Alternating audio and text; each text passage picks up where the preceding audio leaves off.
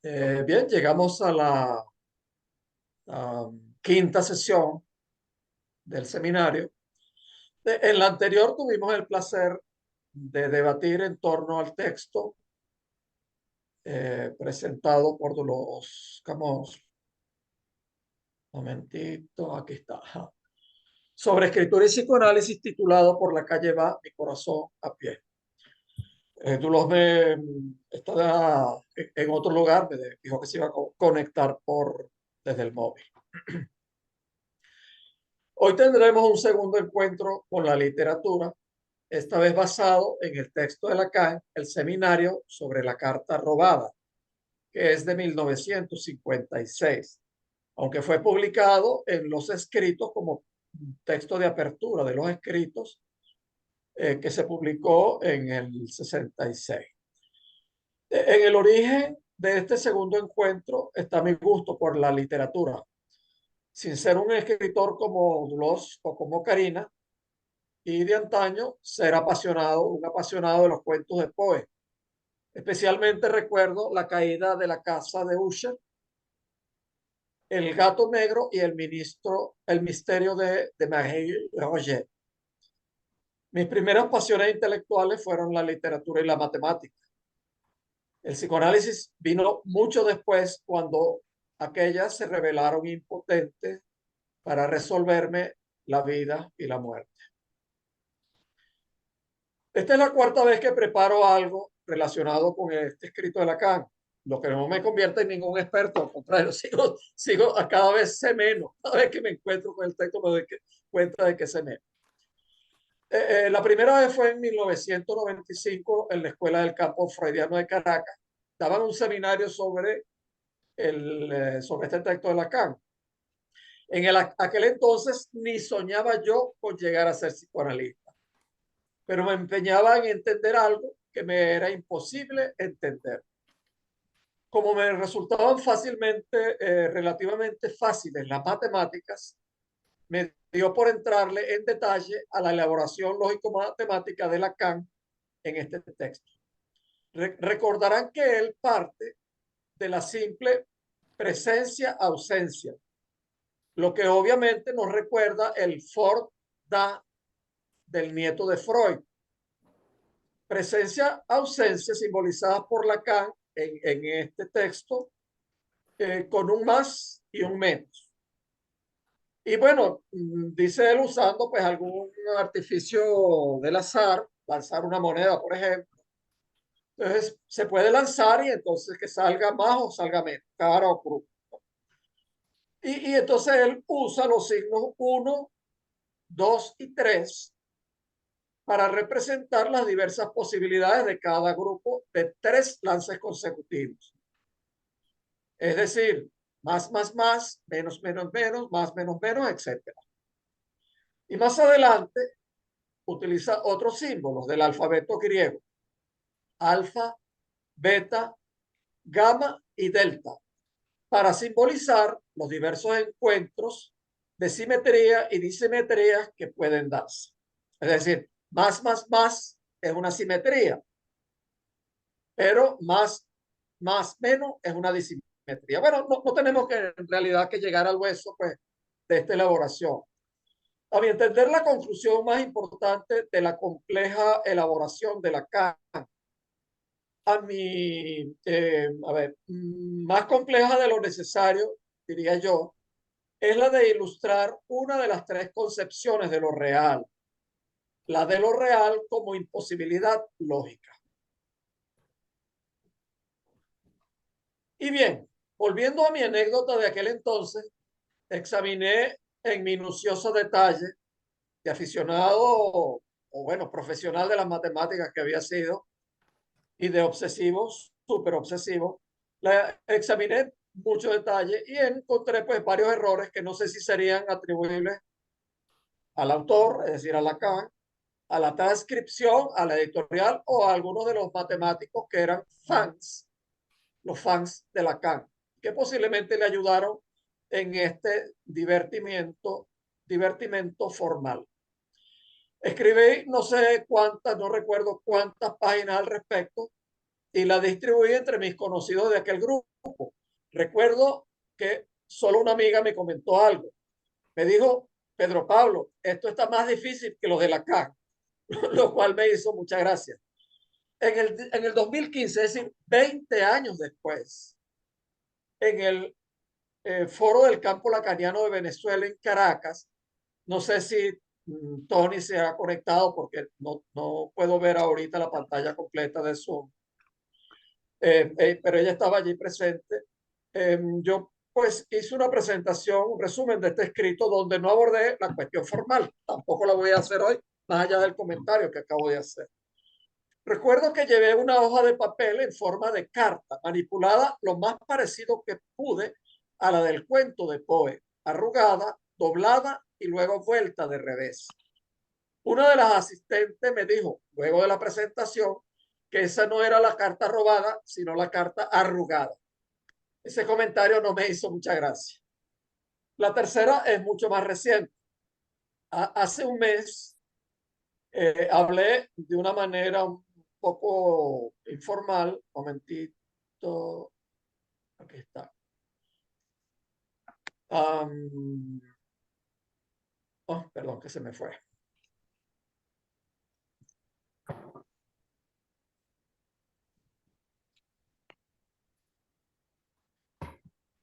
Ajá, en el Foro Psicoanalítico de Tarragona. Eso fue el 2 de noviembre, una noche en que hubo huracanados vientos en varias comarcas de Cataluña, lo que derivó en el caso este de Tarragona en que varios, la mayoría, no pudieron comunicarse por internet y en lo físico muy pocos lograron llegar al lugar de encuentro. Sin embargo, a pesar de la poca audiencia, fue una de las más placenteras presentaciones que he dado. Algo que le comenté esos días a Jorge Escobar que hablaba. Tengo Disculpa, hoy la Pedro, esperanza de que ¿en qué foro de Tarragona?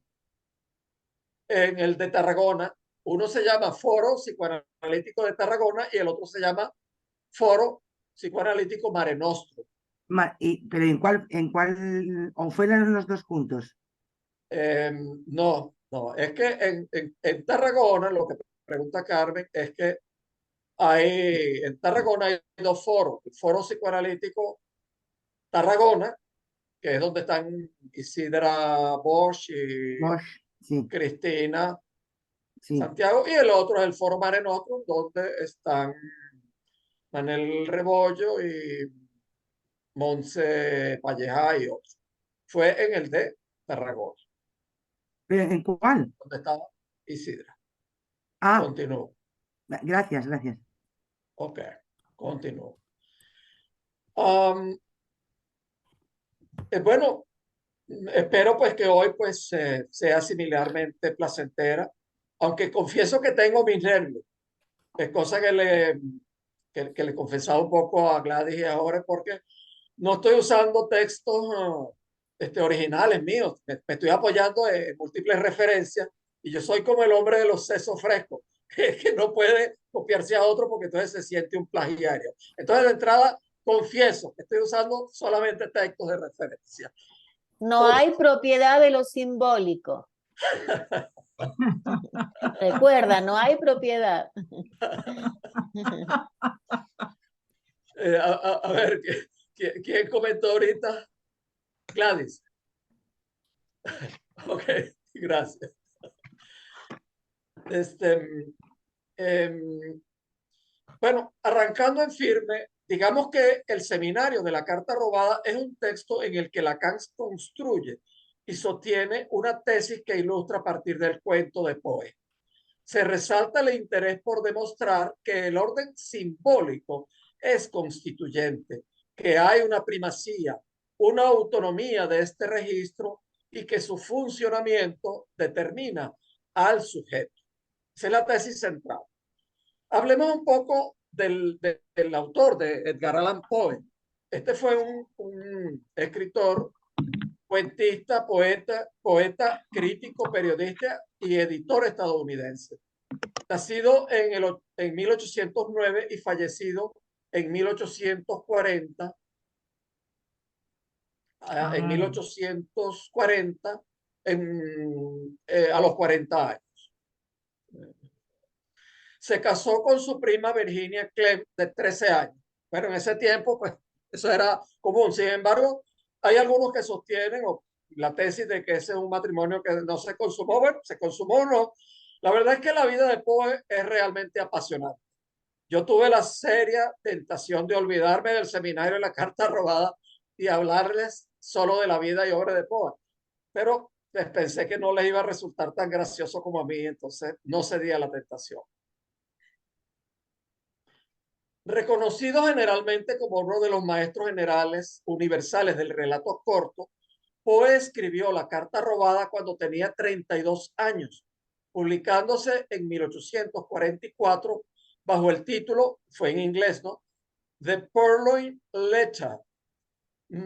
Baudelaire la tradujo al francés bajo el título La lettre volée.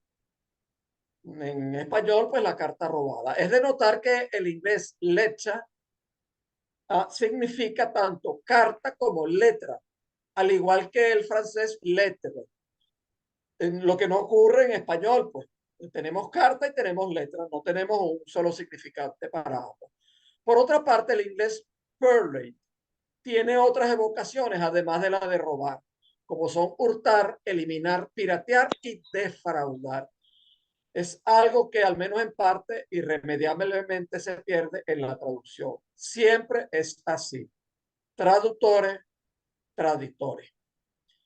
Baudelaire realiza grandes elogios hacia Poe y su obra, que es considerada como un antecedente de la novela policial. Se destaca también como dato bibliográfico de interés que Poe fue muy buen alumno en física y matemática. Comento esto pensando en la inclinación de Lacan por las matemáticas. El cuento de Poe es una narración escrita en primera persona, distribuida en dos escenas y tres personajes. El narrador, tres personajes principales en cuanto a su actuación. Dupin, que es un inspector, y el prefecto de la policía de París. En cada una de las dos escenas, uno de los tres personajes le relata a los otros dos, a los dos restantes, la historia de un robo. Entonces, a ver, un momentito, por favor. Déjame ver si puedo acomodar esto mejor.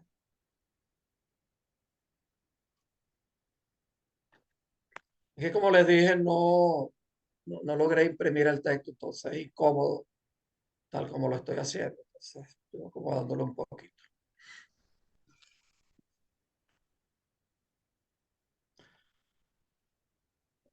Bueno, les relato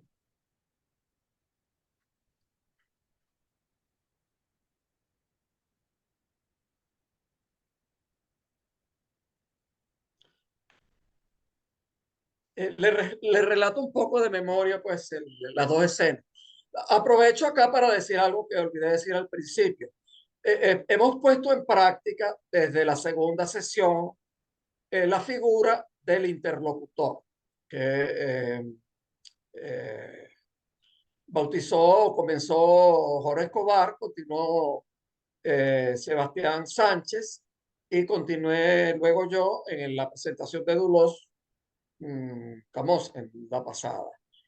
En el día de hoy yo le pedí a Gladys Natalia el favor de ayudarme en ese sentido y Gladys, aunque estaba sumamente ocupada, pues amablemente accedió pues en este sentido. Entonces, al yo finalizar, pues Gladys pues me comentará lo que guste pues al respecto. Entonces, bueno, son dos escenas que, tienen idéntica estructura. En la primera escena, el inspector de la policía de París va donde Dupin, que era un inspector, un investigador, una especie de detective privado, pues que tenía fama de resolver casos difíciles. Y le cuenta que, se ha extraviado una carta. No es que se ha extraviado, pues, sino que la reina tenía, estaba ahí en los aposentos reales y tenía una carta o en un lugar pues del Palacio Real tenía una carta sospechosa y en ese momento entra el rey. Pues la carta, entonces, la reina no tiene tiempo de guardarla, entonces la pone ahí encima de un escritorio, entre otros papeles, y la voltea. Echa la loca. Uno mal pensado de una vez piensa, le estaba poniendo los cuernos al rey. Bueno, hay otras cosas que de repente estaba, se ponía de acuerdo con enemigos, qué sé yo, pero eso no es tan divertido como pensar que le estaba poniendo los cuernos al rey. Entonces, eso es lo que vamos a pensar. Segundito, por favor. Entonces también estaba allí, o entra también junto con el rey, el ministro de Estado, que entonces se da cuenta de la cosa, ¿ve? Y entonces, sin que se dé cuenta el rey, pero a plena vista de la reina, agarra la carta y la sustituye. La reina no puede decir nada, porque entonces se va a poner en evidencia el rey. Y después, el ministro, pues, que tiene fama de ser muy sagaz y pues también, bueno, era un político, así que se pueden imaginar lo peor. Entonces, él sale y se lleva su carta muy orondo. Pues. Y entonces, la reina le encarga al prefecto de policía que, oye, que tiene que conseguir esa carta. Pues. ¿No? Nunca se habla de cuál es el contenido de la carta, pero uno la sospecha. Entonces, la policía, el prefecto de policía encarga a sus mejores agentes buscadores a que entren subrepticiamente a la casa del ministro a buscar la carta y no la consiguen. Y el ministro en realidad pues sabe la cosa, pues, pero no la consigue. Entonces, bueno, nada, pues el prefecto ya desesperado acude a Dupin, quien le dice, no hay problema, chicos, yo te la consigo. Entonces, el ministro hablaba así, el Dupin hablaba así con acento venezolano. Entonces, este, le dice, no te la consigo, pero eso sí, me vas a pagar unos cobres después. Me vas a pagar tanto en efectivo, no aceptamos un Bitcoin ni nada de eso. Entonces, efectivamente, un mes después, se reúnen y Dupin le dice, sí, aquí está tu carta, dame mis reales. Entonces, bueno, pero el prefecto le pide para que le cuente cómo fue la cosa. Entonces le digo, bueno, pues pasa que Dupin fue con alguna excusa a visitar al ministro. Y entonces Dupin, como bueno, era el muchacho de la película, apenas entró, se dio cuenta de dónde estaba la carta. Estaba a plena vista entre las columnas de la chimenea, a plena vista, ¿ves? Colgada como un papel cualquiera, dado de vuelta. Entonces, Dupin se despidió, pues, y después volvió, organizó en la calle un alboroto, de manera que cuando el ministro escuchó alboroto se asomó por la ventana y entonces Dupin le agarró la carta y se la cambió por otra. Entonces eso fue todo, muy, muy chévere el cuento. Entonces, es interesante, Dupin no aguantó la tentación, no fue como yo que aguanté la tentación, él no aguantó la tentación y le dejó un mensaje escrito en la carta esa, en el papel ese que él dejó, la carta sustituida, que es de lo más interesante. Ese sí que tengo que leerlo literalmente. Entonces déjeme volver a mi texto, entonces dejo de verlo, lamentablemente, que me encanta verlo. Entonces, él lo dice, se lo voy a leer en mi mal francés. Un dessin si funeste, s'il ne digne d'attrait et digne de tieste. La traducción sería un designio tan funesto, si no es digno de Atreo, es digno de Tieste. Ya van a saber lo que es, lo que no lo saben, muchos quizás sí lo saben.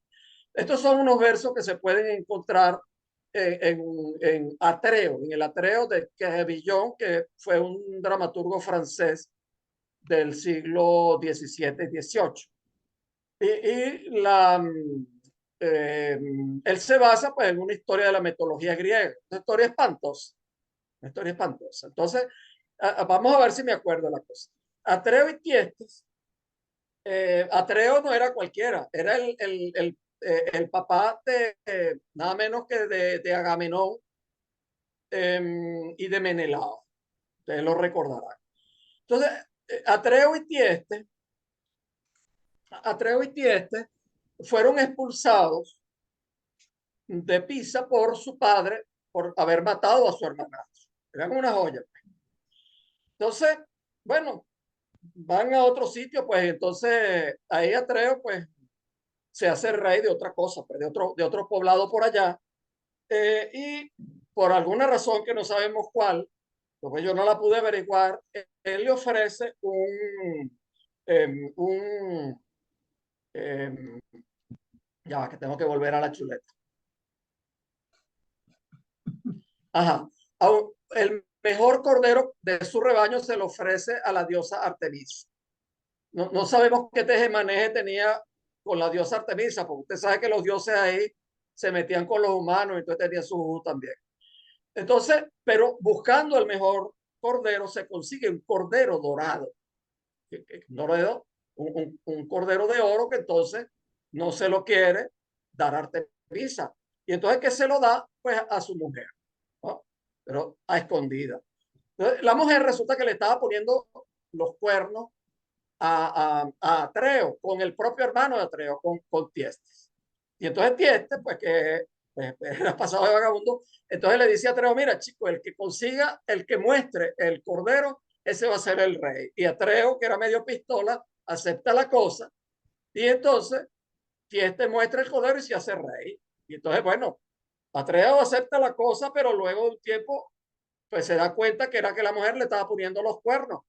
Y él logra recuperar el trono, pues aliándose nada más y nada menos que con Zeus, que devolvió el sol para que diera la vuelta al revés. Bueno, lo cierto es que Atreo planea la venganza y entonces mata a los hijos de Tieste y los cocina y se los sirve como un plato cualquiera en una invitación a Tiestes.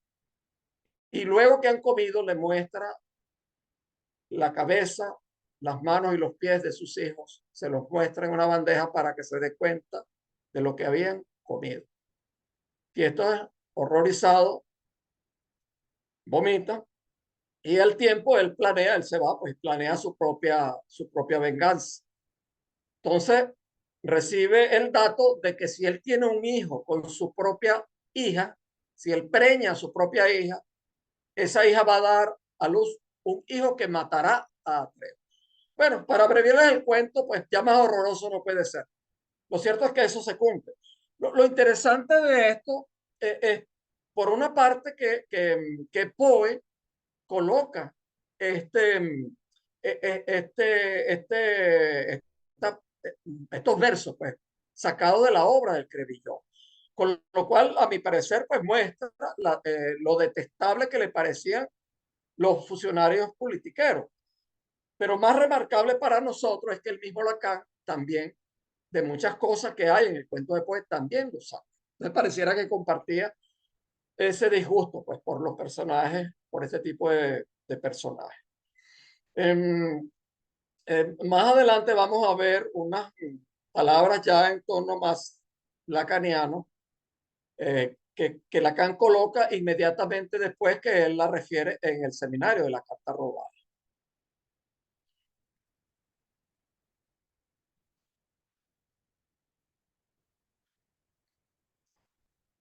Ok, vamos a tratar ahora, vamos a acercarnos más al texto de Lacan. Vamos a hablar de determinación, causalidad y de destino.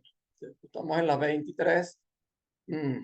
Hoy va a estar difícil hablar los 30 minutos. Bueno, voy a tratar de no pasarme más porque la idea es estar en más o menos los 30 minutos. Bueno, para situar el momento en que Lacan escribe este seminario de la Carta Robada, que es el 56, es necesario señalar la dificultad de la lectura. Esta transición se deriva del establecimiento de las leyes del lenguaje en contraposición con las leyes de la palabra y la dialéctica de la intersubjetividad planteada en función y campo de la palabra, que es del 53. Es un texto que Lacan lo coloca al principio de los escritos que se publica en el 66, aunque este texto es del 56 y rompe la cronología, porque fíjense que el texto que viene después, que es más allá del principio de realidad, es del 36. De ahí en adelante los textos de los escritos están en orden más o menos cronológico.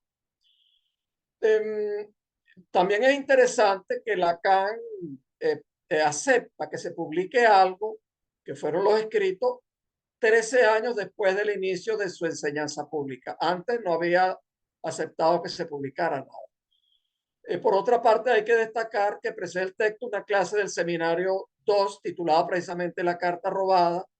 Además, para ese tiempo ya había escrito o acababa de escribir el comentario de sobre el comentario de Jean Hippolyte sobre la Verneinung de Freud, que es del 54, y la última parte del seminario de la psicosis, que es del 55-56. Es decir, este texto pues es una amalgama de escritos de Lacan, y al mismo tiempo estaba Lacan recibiendo las clases sobre metáfora y metonimia de parte de Roman Jakobson. Entonces se puede ver pues como, aparte de ser una amalgama de textos, pues estaba en un momento pues de efervescencia creativa.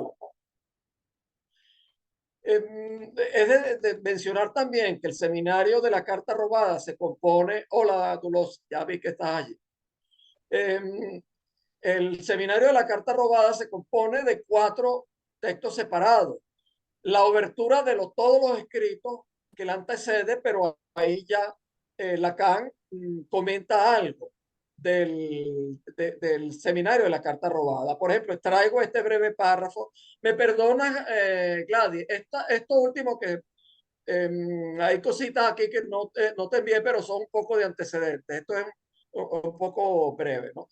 Todo Toca bien, todo al bien. lector, cito, toca al lector dar a la carta en cuestión, más allá de aquellos a los que fue dirigida un día, aquello mismo que encontrará allí como palabra final, su destinación, a saber, el mensaje de Poe descifrado y volviendo de él lector, de tal manera que al leerlo se diga no ser más fingido que la verdad cuando habita la ficción.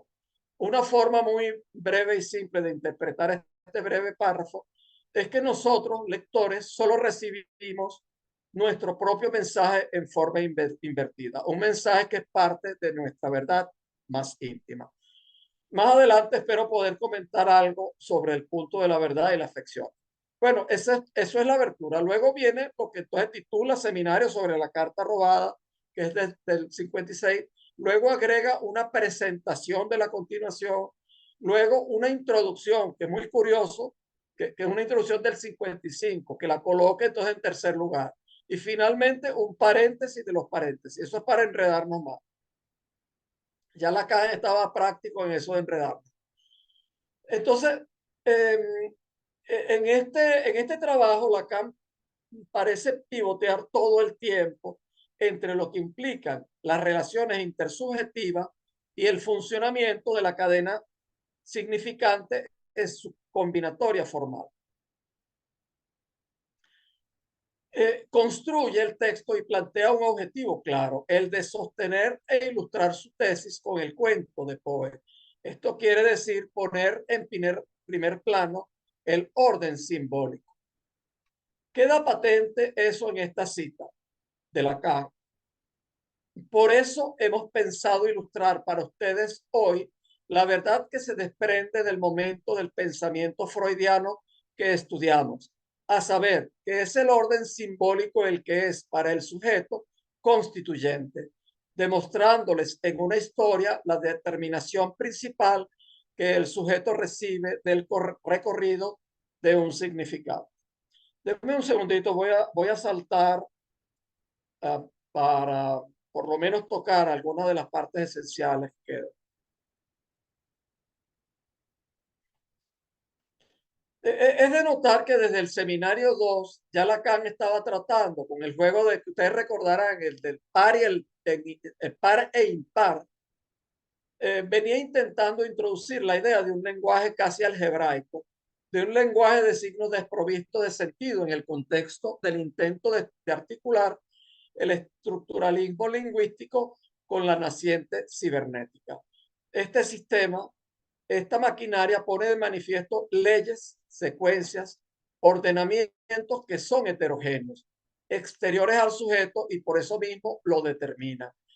En este sentido, hay dos grandes temas que podríamos subrayar. Uno es el de la repetición, que ya lo hemos mencionado, entendido esta como la insistencia de la cadena significante en su automatismo de repetición, en su formalidad, en su combinatoria pura por el costado de la estructura. Y en segundo lugar, el sujeto, que a partir de este escrito hay un cambio importante en su enseñanza, ya que Lacan planteará la excentricidad del sujeto respecto de la cadena significante. Es decir, la cadena significante es externa al sujeto, pero lo determina y es lo más íntimo del sujeto. Hay que recordar que la excentricidad del ser hablante respecto de los significantes que le representa se refiere a los llamados en lingüística los shifters, que son pronombres, nombres y apellidos que designan lo más circular, son deducidos al uso individual a partir del uso más común que hay. Por ejemplo, yo es un significante común. El nombre propio nos es dado y viene del otro. Los representantes semánticos, los shifters, son anónimos. Bueno, aquí voy al punto importante. El sujeto, antes de ser un utilizador del lenguaje, es un producto del lenguaje, un efecto del lenguaje. El autor, es decir, el que habla, se produce cuando habla y dice siempre más de lo que él mismo, más de él mismo, de lo que cree o quiere decir. Los locutores quedan presos en un orden que los trasciende y los determina. Es el orden simbólico. Un segundito. Ok, voy a saltarme una buena parte y luego en el debate quizás toque algo.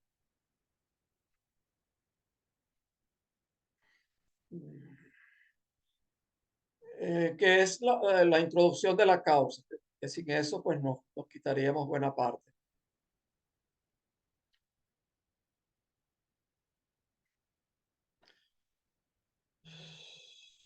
Ok, bueno, algo que tocaremos después del debate es que la carta feminiza a quien la detenta, después veremos en qué sentido, adquiere un valor determinante en cuanto al ejercicio del poder y determina un cambio de posición de los sujetos en el esquema estructural que hace la carta. Un momentico que quiero llegar a la introducción del objeto A.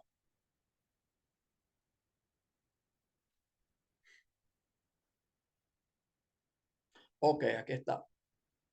Voy a tocar esto y con esto voy a finalizar para no extenderme más de demasiado más de los 30 minutos que apuntaba. En los agregados, que son lo que se le agregó pues al texto original del 56, que son la obertura, los escritos y la segunda parte del texto, comienza a aparecer junto con la determinación y la ley significante la dimensión causal a partir de la conexión con la dimensión del objeto A. Ahora se presenta el tema de la disfunción entre ley y causa. La ley se opone a la noción de causa en tanto que en la idea de causa aparece algo fallido desde el punto de vista del significante. La ley se opone a se opone a la ley de determinación con aquello que supone una causa no significante.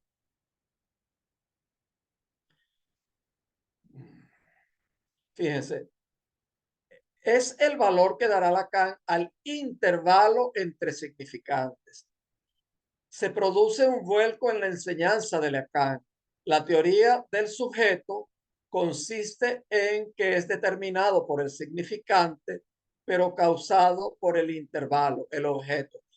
Aquí está lo que ya les había señalado de una de las concepciones de Lacan de lo real, que es lo real como lo imposible. En este caso específicamente el intervalo entre los significantes.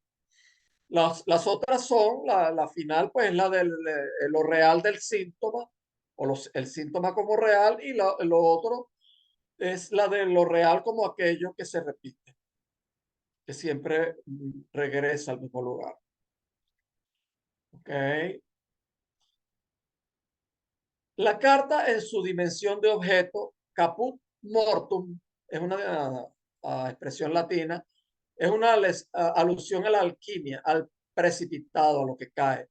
Frase que remite al pasaje del objeto a su función como causa de objeto. Ok, segundito, por favor.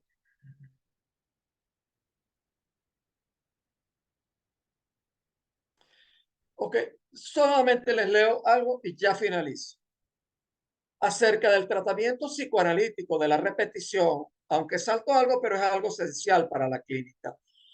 La cura psicoanalítica de la repetición no puede consistir en una especie de eliminación de la misma, dado que esta es una consecuencia de la articulación significante. Proponerse disolver la repetición sería un absurdo, equivalente a intentar desarticular la cadena. Pero la repetición puede ser el refugio de ese exceso de satisfacción pulsional que constituye el plus de sufrimiento que nos atañe como analistas. Nuestra intervención, especialmente por la vía del acto, puede incidir sobre el goce autoerótico allí estancado. La consecuencia debería ser esa redistribución libidinal orientada al deseo que esperamos como fin de un análisis. Dicho de otro modo, donde reinaba el exceso de goce silencioso, de ser desafiante e incrédulo, la causa del deseo que hace hablar. Obviamente, esto nos recuerda el Voes var solich werden, donde el ello era, debe el yo acceder de Freud. Bueno, muy bien, voy a dejar hasta allí. Hay otras cosas interesantes que quizás me dé tiempo de tocar. Entonces, le doy la palabra a Gladys Natalia, quien es miembro del foro de la Asociación Foro Psicoanálisis Noroeste de Argentina. Ella es AME, miembro de escuela, obviamente. Entonces, muchas gracias, Gladys, tienes toda la palabra. Bueno, buenas tardes, buenas noches, buenos días. No sé si hay día, hay alguno de día por ahí. O de mañana, mejor dicho. A ver, la verdad que cuando me preguntaste hace una semana, Pedro Pablo, si te quería acompañar, yo también tengo un gran empuje hacia la obsesividad y la verdad que me parecía poco tiempo, pero después me he dado cuenta que qué bueno que sea poco tiempo, ¿no? A ver, lo primero que me ha hecho pregunta y un poco inquietud es ser interlocutor. Lo había escuchado en muchísimos lugares, pero nunca me había puesto a preguntar qué era, ¿no? Aunque lo habíamos leído y de todo, ¿no? Entonces, bueno, leo y es dialogar, preguntar, ¿no? Como, inclusive un diálogo formal, y eso ya no me gustó porque no va con este seminario que habíamos compartido la idea de que sea lo más desestructurado posible, ¿no? Bueno, entonces preguntar, ¿no? Dialogar, ¿no? Interlocutar. Y entonces las personas eran clientes, empleados, según la definición, agente. Me gustó también la palabra con un agente, ¿no? Porque en psicoanálisis la cuestión del agente tiene esa función de causa. Y creo que eso es lo que produces cuando invitas a alguien a que interlocute, ¿no? Bueno, entonces, lo primero que pasó conmigo, porque además es un texto de la carta robada, que la verdad que lo leí, creo que cuando iba a la facultad, después no volví a leerlo, me puse a hurgar la biblioteca, no encontraba nada, la verdad que no encontraba nada, solamente encontré un texto que la verdad que no se los recomiendo, por ahí que se llama La carta robada, Freud, Lacan, Derrida, de Bárbara Johnson, que eso sí creo que le puede interesar a Dolores, porque tiene todo un contrapunto entre Derrida y, y Lacan, ¿no? Bueno, pero la verdad que no, más bien me he quedado con los textos, con tu texto, que me parece que toma muchos puntos y que son muy interesantes, y eso es lo que quiero transmitir. Porque la primera pregunta que me impactó cuando me invitaste es, ¿qué tiene que ver la carta robada, un texto tan antiguo, con la formación del analista? ¿No? Me hice esa pregunta así como casi hasta una torpeza de pregunta. Y entonces, porque me produjo desconcierto el texto, ¿no? Pero al poco tiempo de andar, al poco tiempo de leerlo nuevamente y de leer los textos que me has mandado, el tuyo, bueno, me digo, no, tiene que ver todo, ¿no? Con la formación del analista. Entonces, para relacionarlo también con la reunión pasada con Dolores, me parece que justamente de lo que se trata es que en este seminario como lo traduce Baudelaire, de la lettre volée, de la carta robada, es un análisis que Lacan hace a la letra, justamente, ¿no? Es a la letra sobre el discurso, y en ese sentido me parece que la vez pasada justamente veíamos que lo que Lacan propone, ¿no? No es un análisis del autor, sino un análisis de la obra, del discurso, de lo escrito, de la letra, ¿no?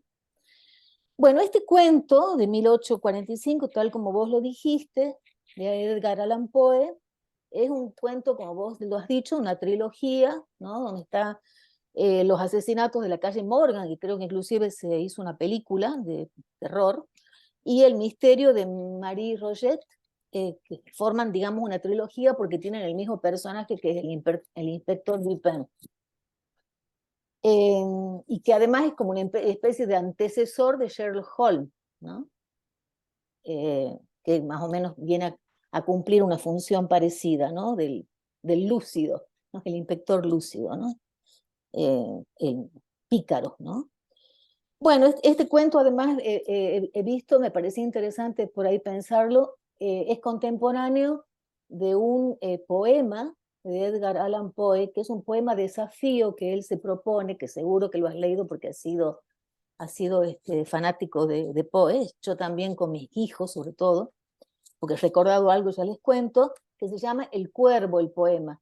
Y el desafío de Poe es escribir un poema de terror que tenga todo el terror posible, el paradigma del terror, de todas las escenas de terror que te puedas imaginar, pero con 100 palabras. Ni una más, 100 palabras. Bueno, y este autor me ha llevado a un recuerdo, ya que nos permites por ahí meter nuestra subjetividad, Pedro Pablo, en este seminario, no nos permites, nos invitas, ¿no? A un recuerdo muy, muy hermoso de mi vida, que cuando mis hijos eran chiquitos, nosotros vivimos en el norte de Argentina, Constanza, Julieta, López Liato, que queda a 1400 kilómetros del mar, y para nosotros ir al mar es muy hermoso.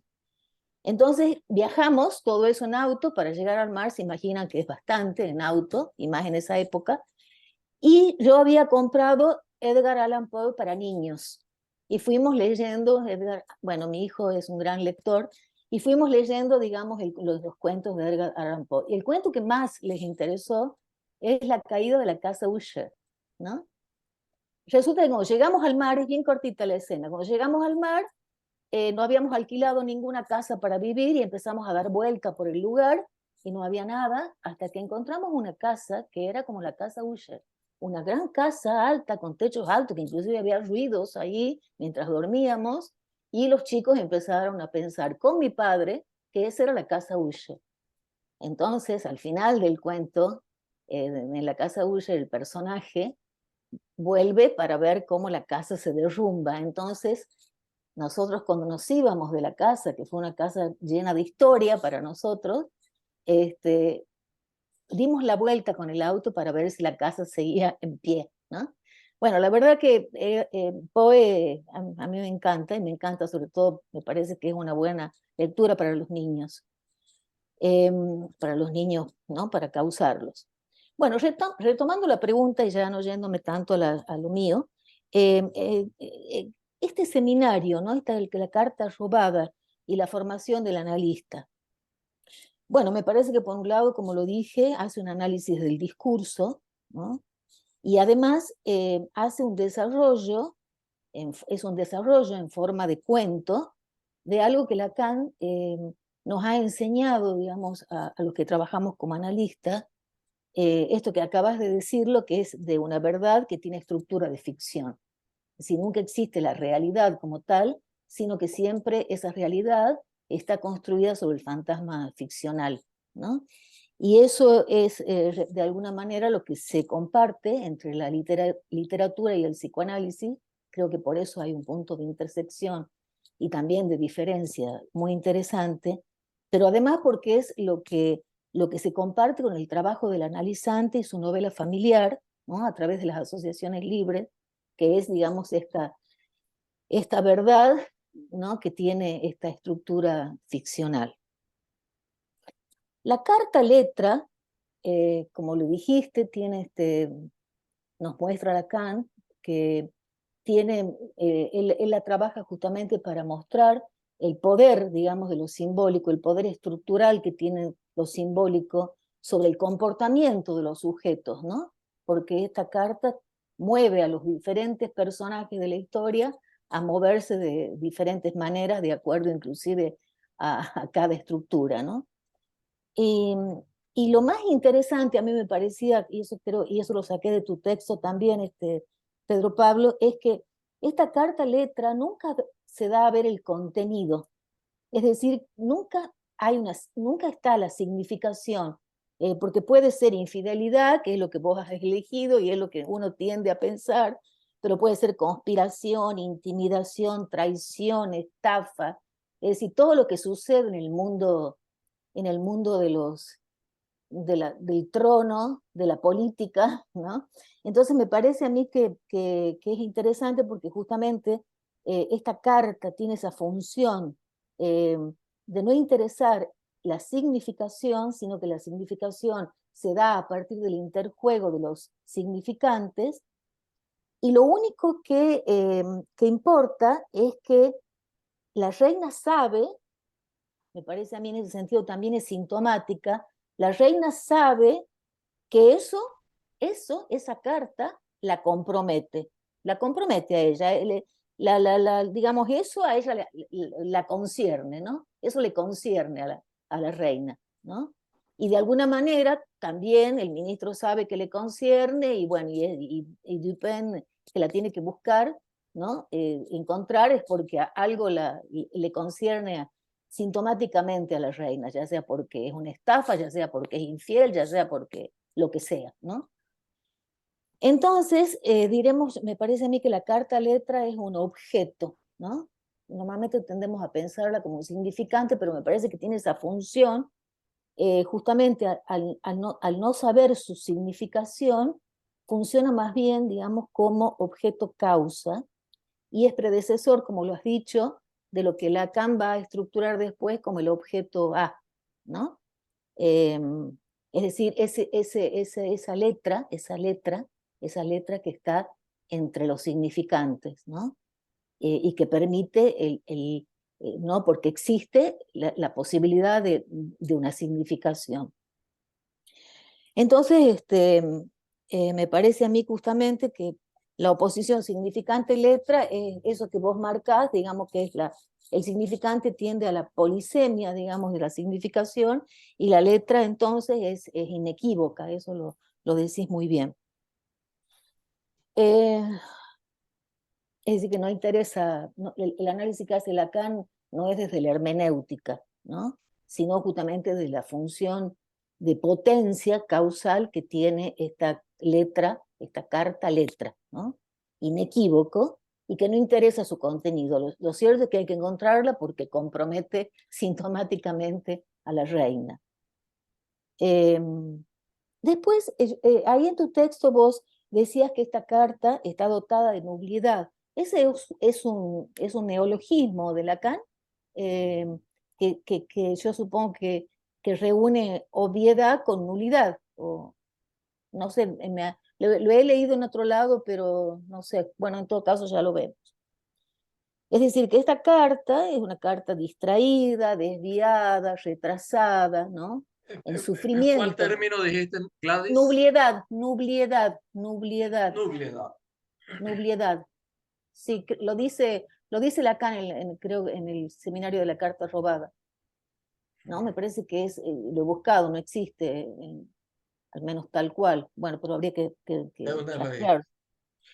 Y entonces esta carta que está en suspenso, ¿no es cierto? Que está perdida, desviada, retrasada, en souffrance, dice Lacan, dice en sufrimiento, en síntomas, ¿no? Una carta síntoma. Y ahí el analista entonces es un emisario, un mensajero, ¿no es cierto?, de todas las cartas robadas. El analista, digamos, es aquel que, ¿no?, que tiene que ver con todas estas cartas que están en sufrimiento, ¿no? Inclusive me recordé cuando Colette Soler nos recordaba que Lacan dice que el analista es, a mí me gusta mucho esta frase, el partero del inconsciente, ¿no? Y eso me recordó otra escena en la cual una chiquita muy chiquita hace muchos años me preguntó de qué trabajaba. Yo le expliqué así, dándole en un lenguaje más o menos sencillo, ¿no? Que bueno, que la gente cuente historia, ¿verdad? Me dice, si te cuentan un crimen, y le digo, y bueno, sí, pueden contarte, y me dice, ah, entonces sos cómplice. Me gustó mucho definir el analista como el cómplice, ¿no? Siempre lo digo a esta escena porque la verdad que me parece una definición de una pureza ejemplar. Que hay pocos sujetos que ocupan para el sufriente, digamos, este lugar de cómplice. Y ahí entonces se juegan dos tipos de personajes. Los dos personajes que son el rey y la policía, que son ciegos, esto que le llamas la anfibología, una especie de imbecilidad mental, hacen como si, ¿no? Se hacen los estúpidos, como hay muchos imbéciles en la política. Y después está el ministro, que no es un imbécil, es astuto, tiene astucia, pero que comete la torpeza de creer que esa carta tiene un poder potencial, es decir, que en el futuro.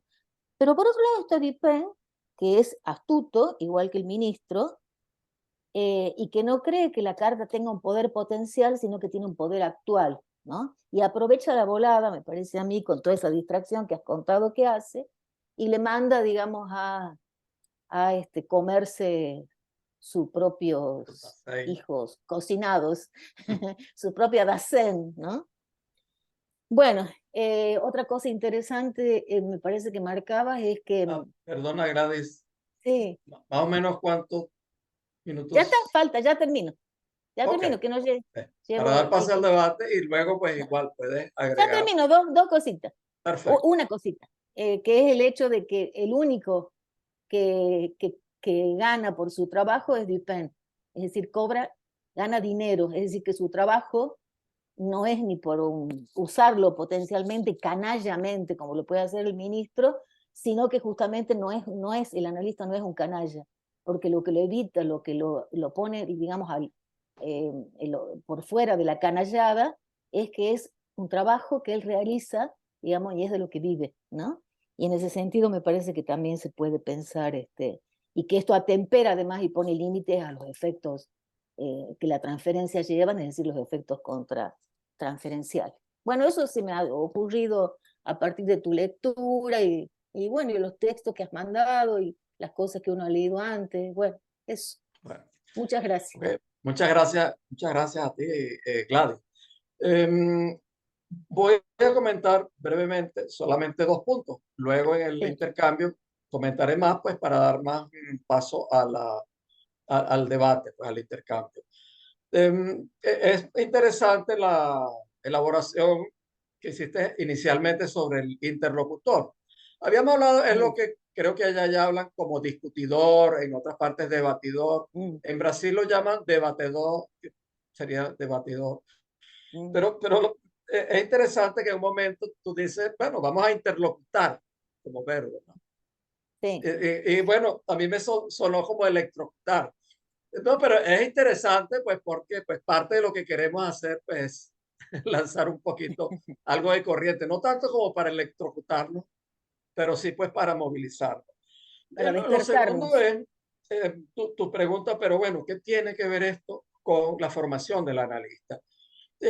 A ver, nosotros hemos distinguido que, que lo que nos centra en el seminario es aquello que es esencial para el psicoanálisis y que es algo que no se puede enseñar, que no se puede transmitir de acuerdo al mismo Lacan. Es parte del encuentro con lo real. Yo mismo me hice la pregunta honestamente. Es que tengo una debilidad pues por el texto y a esa tentación sí se di, pero parte de lo que se transmite es que el texto, el seminario de la carta robada es un seminario difícil, es complejo, tiene demasiadas aristas. Lacan en general es difícil, pero este es difícil en particular. Y parte de lo que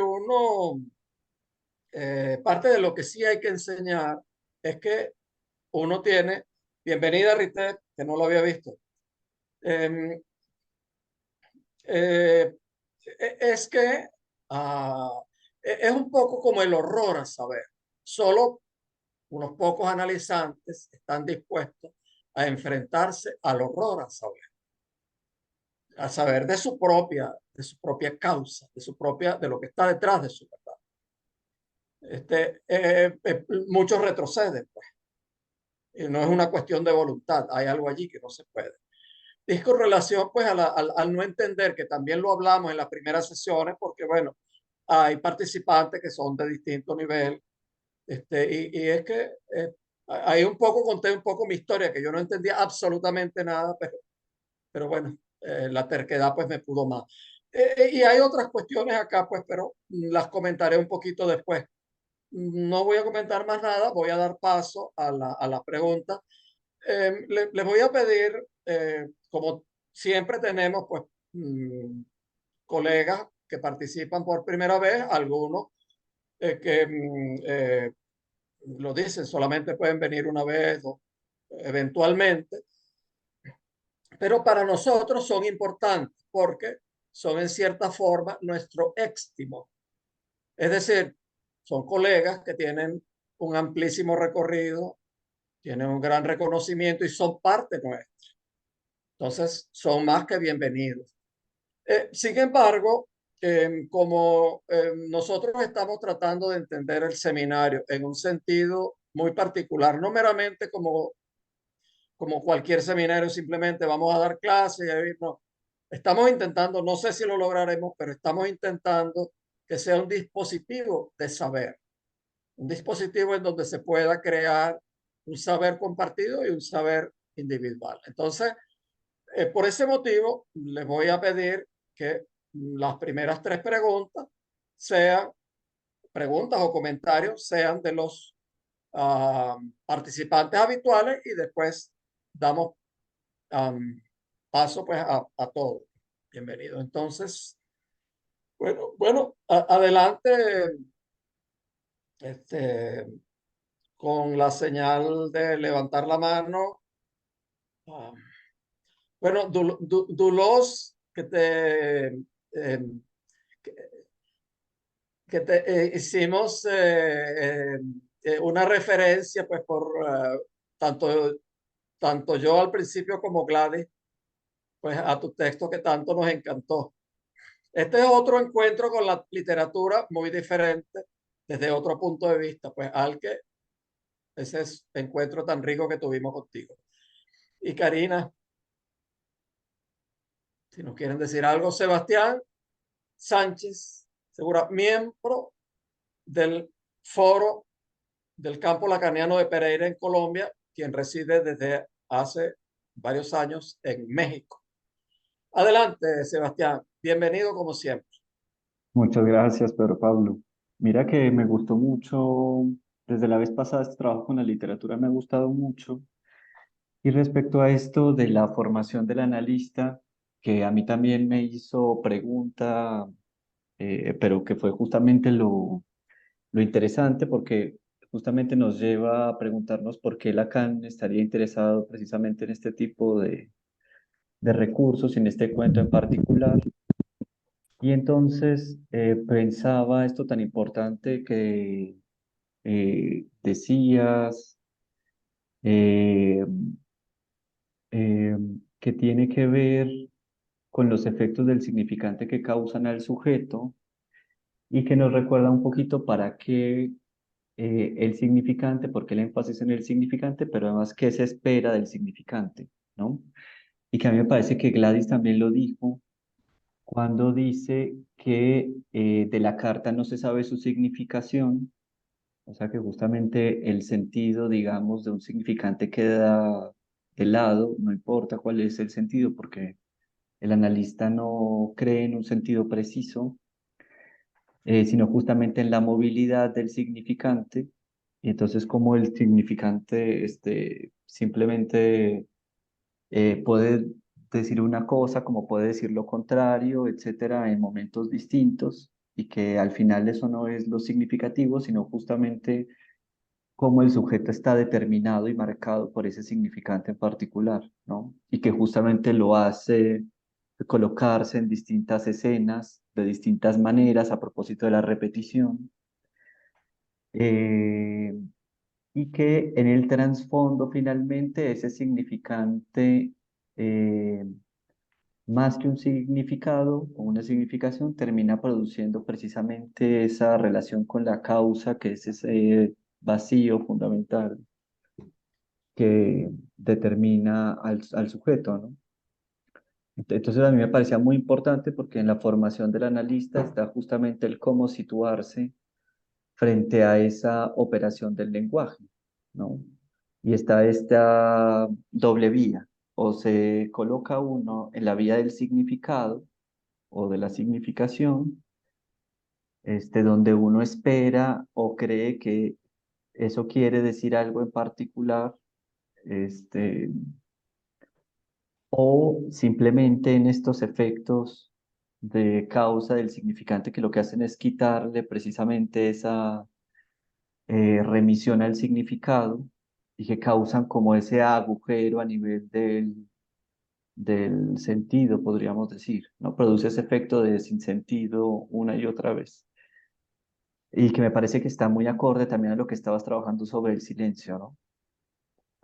Entonces, bueno, pues nada, quería comentar eso porque sí me gustó mucho como el pasaje hasta esa reflexión de la posición del analista. Gracias, Sebastián. Vamos a escuchar una o dos preguntas más, Carmen, y después Constanza López. Carmen Nieto.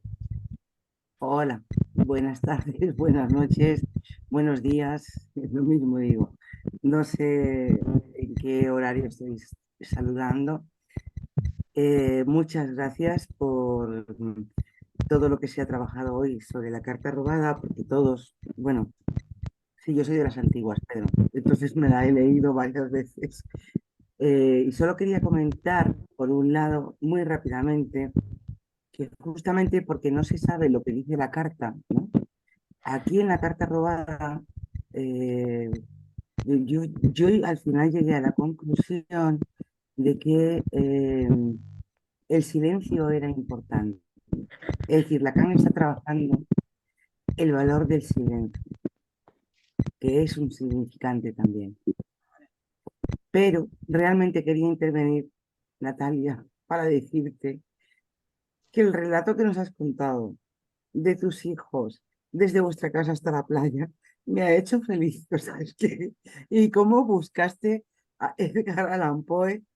Creo que esta noche voy a dormir a gusto porque ha sido precioso. Luego has hecho una intervención sobre la carta robada, obviamente formal y muy interesante, pero el relato de cómo llegasteis a la playa, te agradezco que me la haya encontrado hoy, que estoy muy ocupada, así quiero decir que no siempre tengo tiempo para estar en estas cosas y me ha encantado.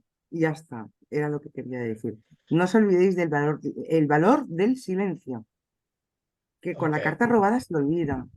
Y el silencio tiene una importancia muy fuerte en esta carta. exacto. Ok, gracias, Carmen.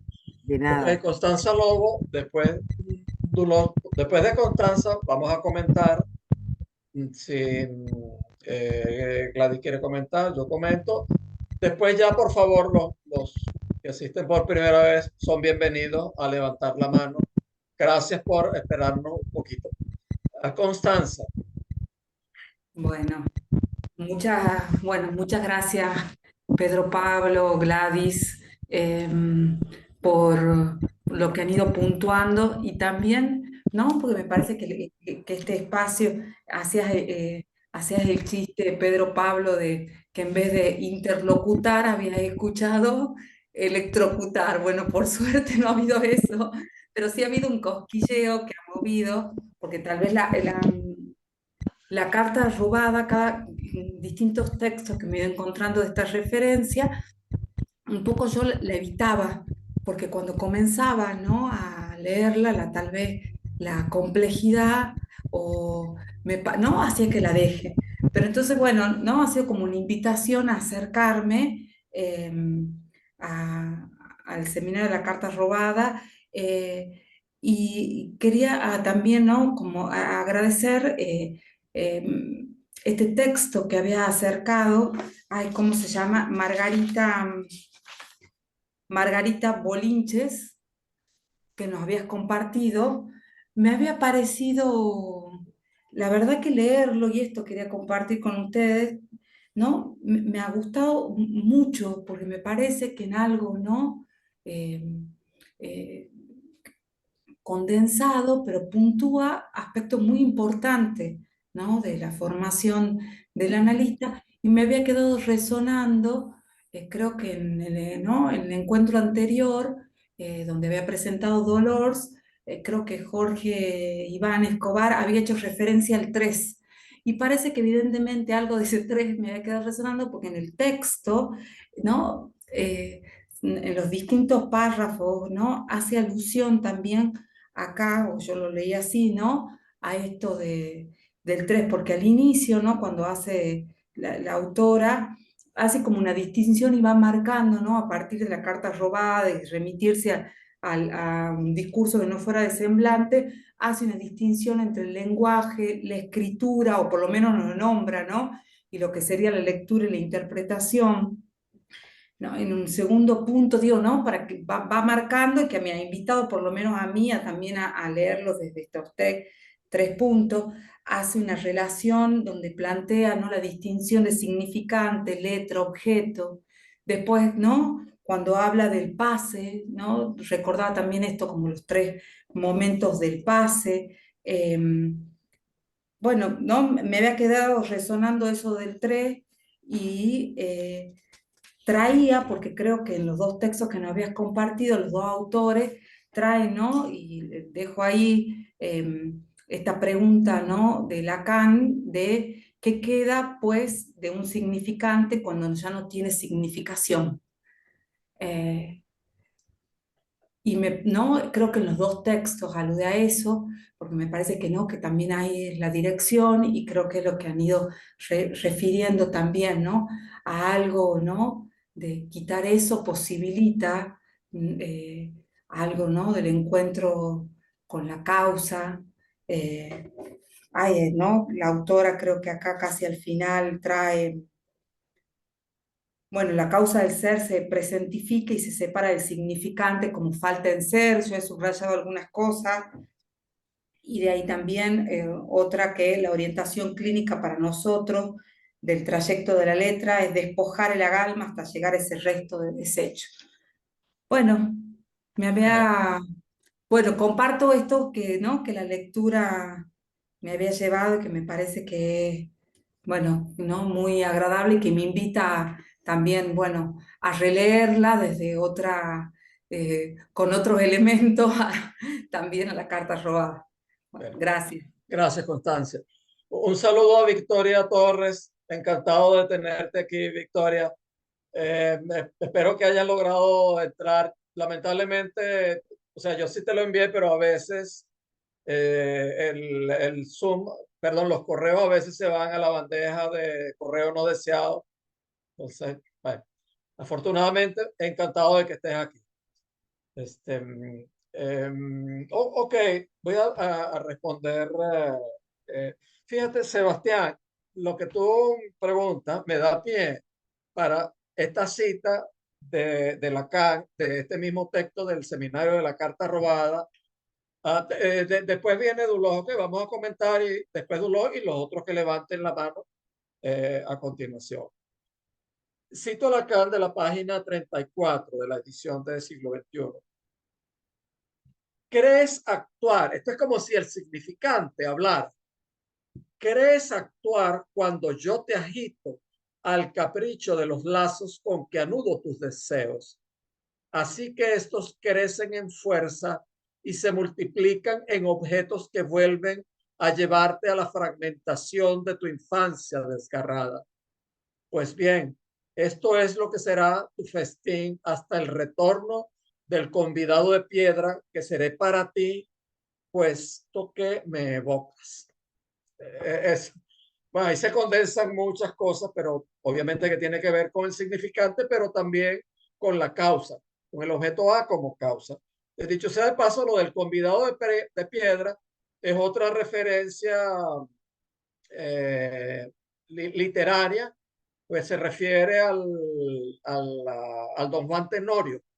Pues hay una leyenda de todo eso, pero pues es reflejada pues en el Don Juan Tenorio, que pues le enamora pues la hija monjita pues al papá pues de la monjita, lo reta, lo mata y después en la sepultura va y se burla de la estatua cobra. Y bueno, es toda una historia, pero tiene que ver con eso. El convidado de piedra es algo que estorba, algo que no cuadra, pero que también puede ser algo pues mortífero, vamos a decir así.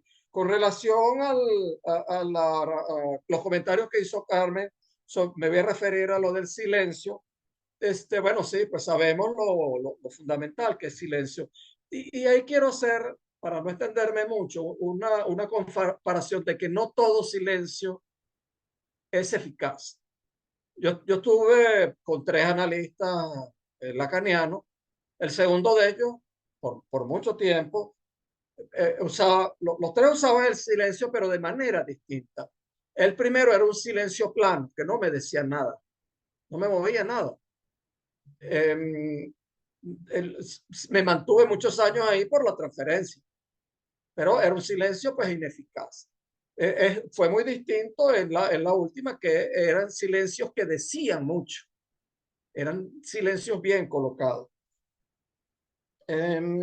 Bueno, en tercer lugar, hay diversas cosas de lo que dice Constanza, pero lo voy a comentar más adelante. No sé, Gladys, si tú quieres agregar algo antes de dar la palabra a Dulós. No, gracias. Ok. Bueno, Dulós. Vamos a un momentito para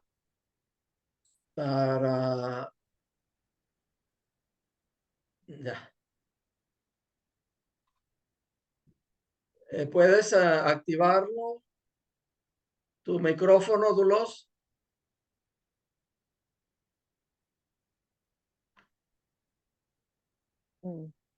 Dulós, ¿puedes activar Ahora, el micro? ¿me oís? Ah, sí, perfecto. Es que ¿sabéis qué pasa? A ver, estoy fuera de Barcelona y realmente estoy con el móvil y para mí es un desastre porque no me aclaro y he podido entrar, he oído desde el principio. Bien, muchas gracias Pedro y Gladys. La verdad es que por el tono y lo que aparece, la verdad es que es un texto difícil. Y mira que lo trabajamos. Yo me acuerdo del trabajo de este cuento, también literario, lo dejo de lado, pero aún este texto lo encuentro difícil.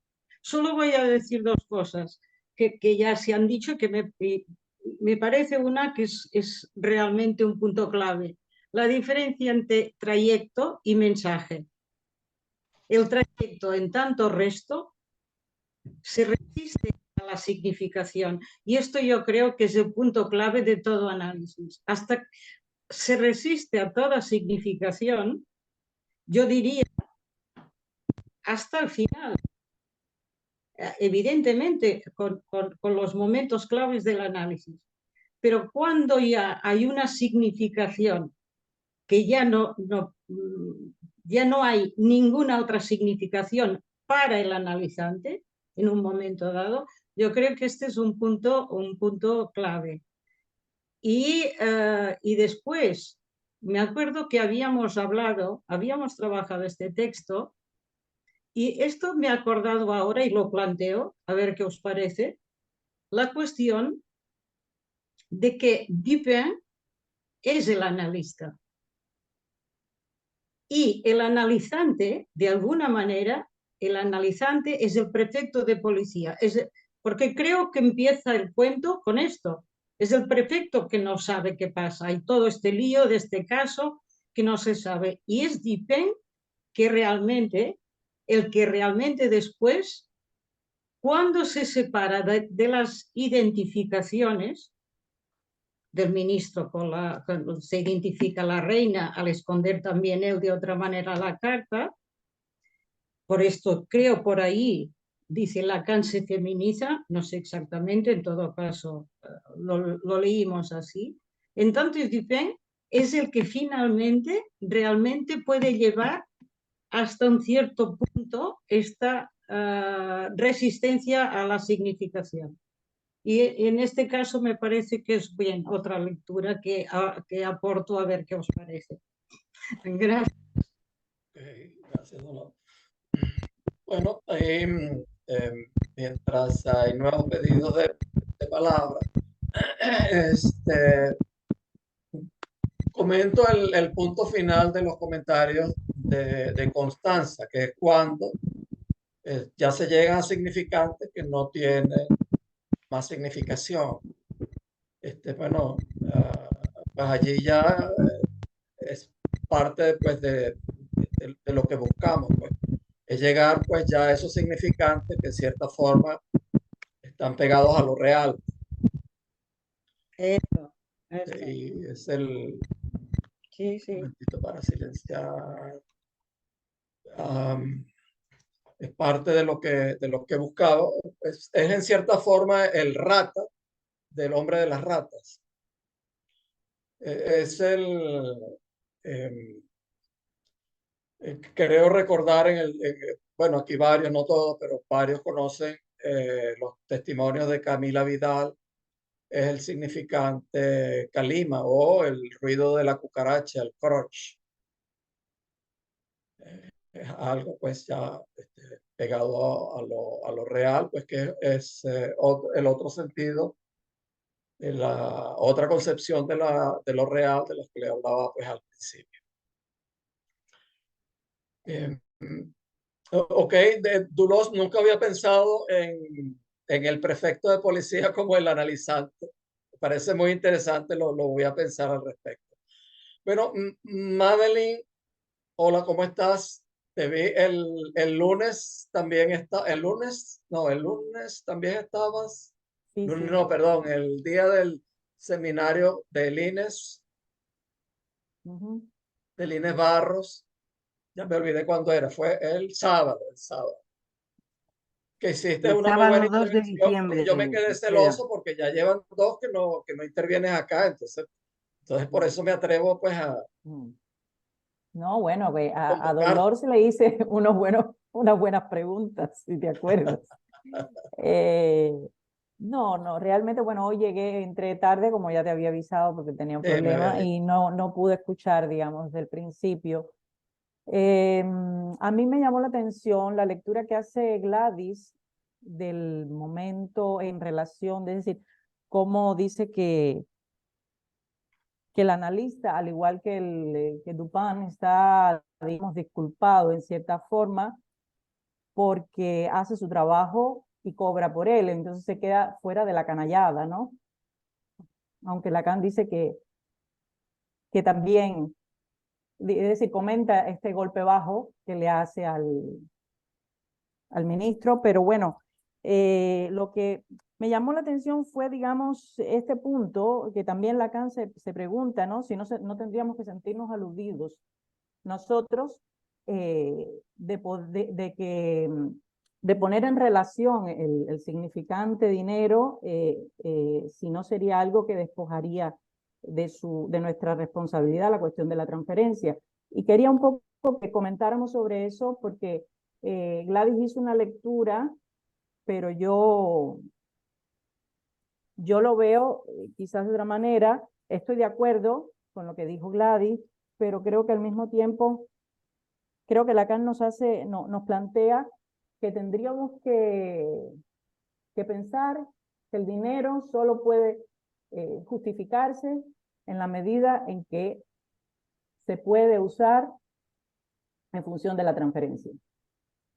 Esa es la lectura que hago yo, ¿no?, de este comentario de Lacan. Porque dice que el dinero es un significante que, no me acuerdo, deja ver, para referirme a la frase, que dice, y no es la responsabilidad que implica la transferencia la que neutralizamos, haciéndola equivaler al significante más aniquilador que hay de toda significación, a saber, el dinero. Entonces, bueno, ahí es digamos, porque como nos concierne esto en la función del analista, quería un poco, si pudiéramos debatirlo. Mi lectura un poco de esa frase es esta, digamos que hay que tener siempre presente que el dinero, para que pueda entrar dentro de la transferencia, sería a condición de usarlo. Eso es lo que quería decir. No me he preparado mucho, no he tenido tiempo, no me he preparado mucho para hoy, de poder comentar otras cosas. Me faltan muchos elementos, digamos, también de lo que se ha dicho. Ok, bueno, vamos gracias, Madeline. Vamos a escuchar dos intervenciones más, Carmen y Jorge Iván Escobar. Bueno, y esperamos pues también que nuestras invitadas de hoy, que asisten por primera vez, intervenciones, Victoria y Rite. A ver, Carmen y Jorge Escobar. Hola, nada, muy brevemente me ha encantado el comentario de Madeline sobre el dinero, porque cuando yo me formaba, pues se hablaba del tema del dinero, ¿no? Y además, bueno, ahora hay una dificultad de que algunos analistas jóvenes están trabajando en clínicas donde el paciente paga en un mostrador, no al analista, y le estamos dando vueltas, ¿qué hacer con esto? Y bueno, a mí lo que me quedó claro es que el dinero va inherente a la transferencia y es importante para poder llegar al final de análisis.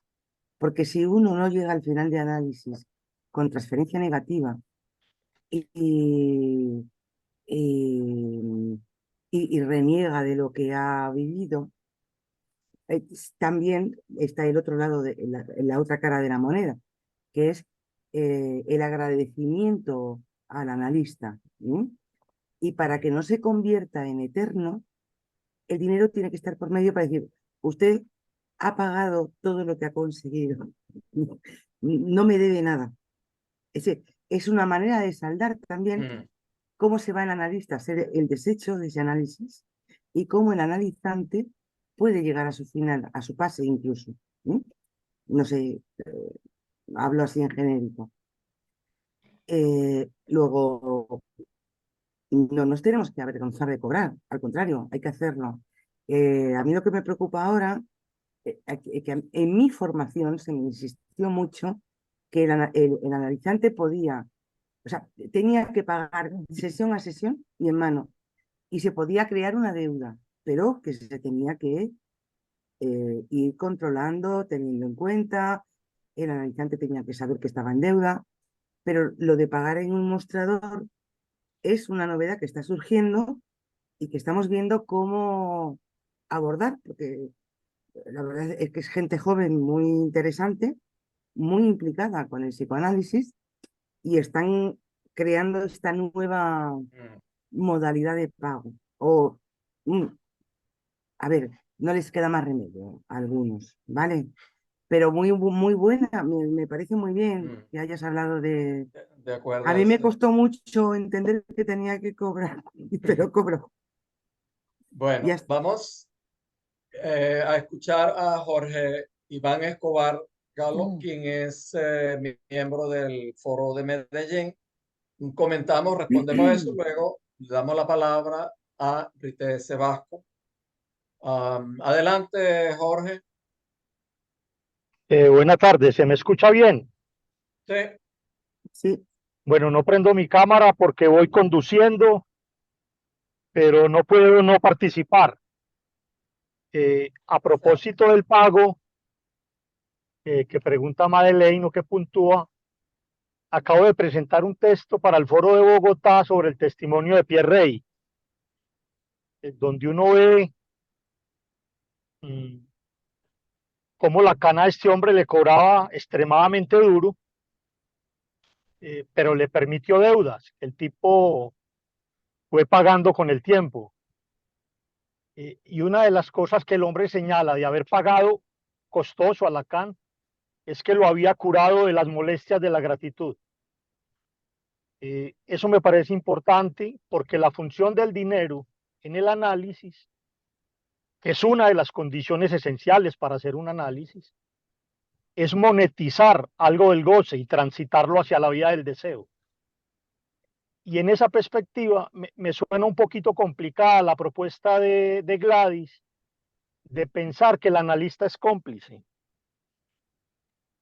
Yo creo que el analista es un pasador de lo inconsciente, un pasador de lo femenino, si se quiere mirar con la carta robada, porque lo que señala Lacan es que a todo aquel que tiene la carta termina feminizado. Entonces, pasador de lo femenino me gusta más que el término cómplice. Además, porque el analista no puede ser cómplice del goce del sujeto.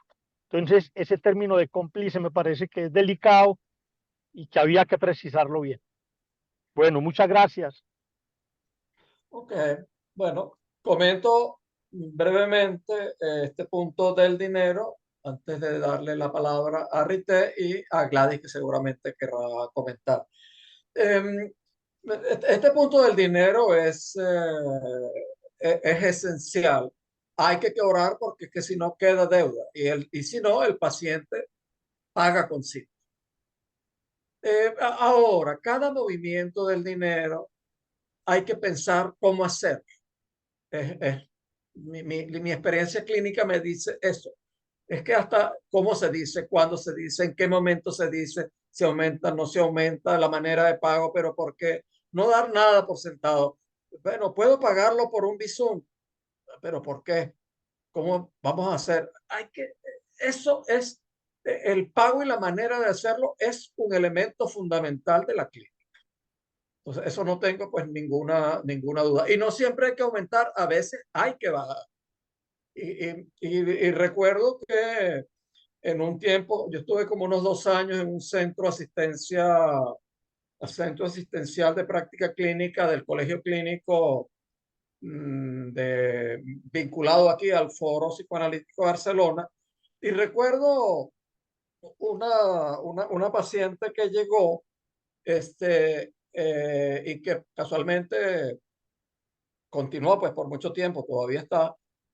Y yo le digo pues una referencia de, bueno, mire, le doy una referencia de cuánto se podía pagarlo. Es difícil porque es un centro asistencial. Entonces le digo, bueno, mire, lo mínimo que está escrito, pues acá, pues referencialmente son 10 euros. Pues, pero si no puede, pues no puede. Otra referencia, los honorarios acá privado, pues en la región, pues mire, andan pues, por 40 euros, 50, 60, etc. Les digo pues algo así. Y esta paciente me dijo, bueno, 35. O sea, una persona que acudía pues a un centro asistencial me dice casi la cantidad máxima. Y yo recuerdo que yo le dije, no, usted va a pagar 25. Y es algo que después tuvo unas consecuencias muy importantes. en su análisis. Y lo mismo habría hecho si hubiera sido privado, no porque era asistencial. Bueno, gracias, Jorge. Entonces, le damos la palabra a Rité Sebasco, quien es sumamente conocida por todos. Encantado, Rité, de que estés acá. Rité es miembro del Foro Psicoanalítico Barcelona. También es miembro del Foro del Analítico del Río de la Plata. Entonces, adelante, Rité, encantado de que estés con nosotros. Sí,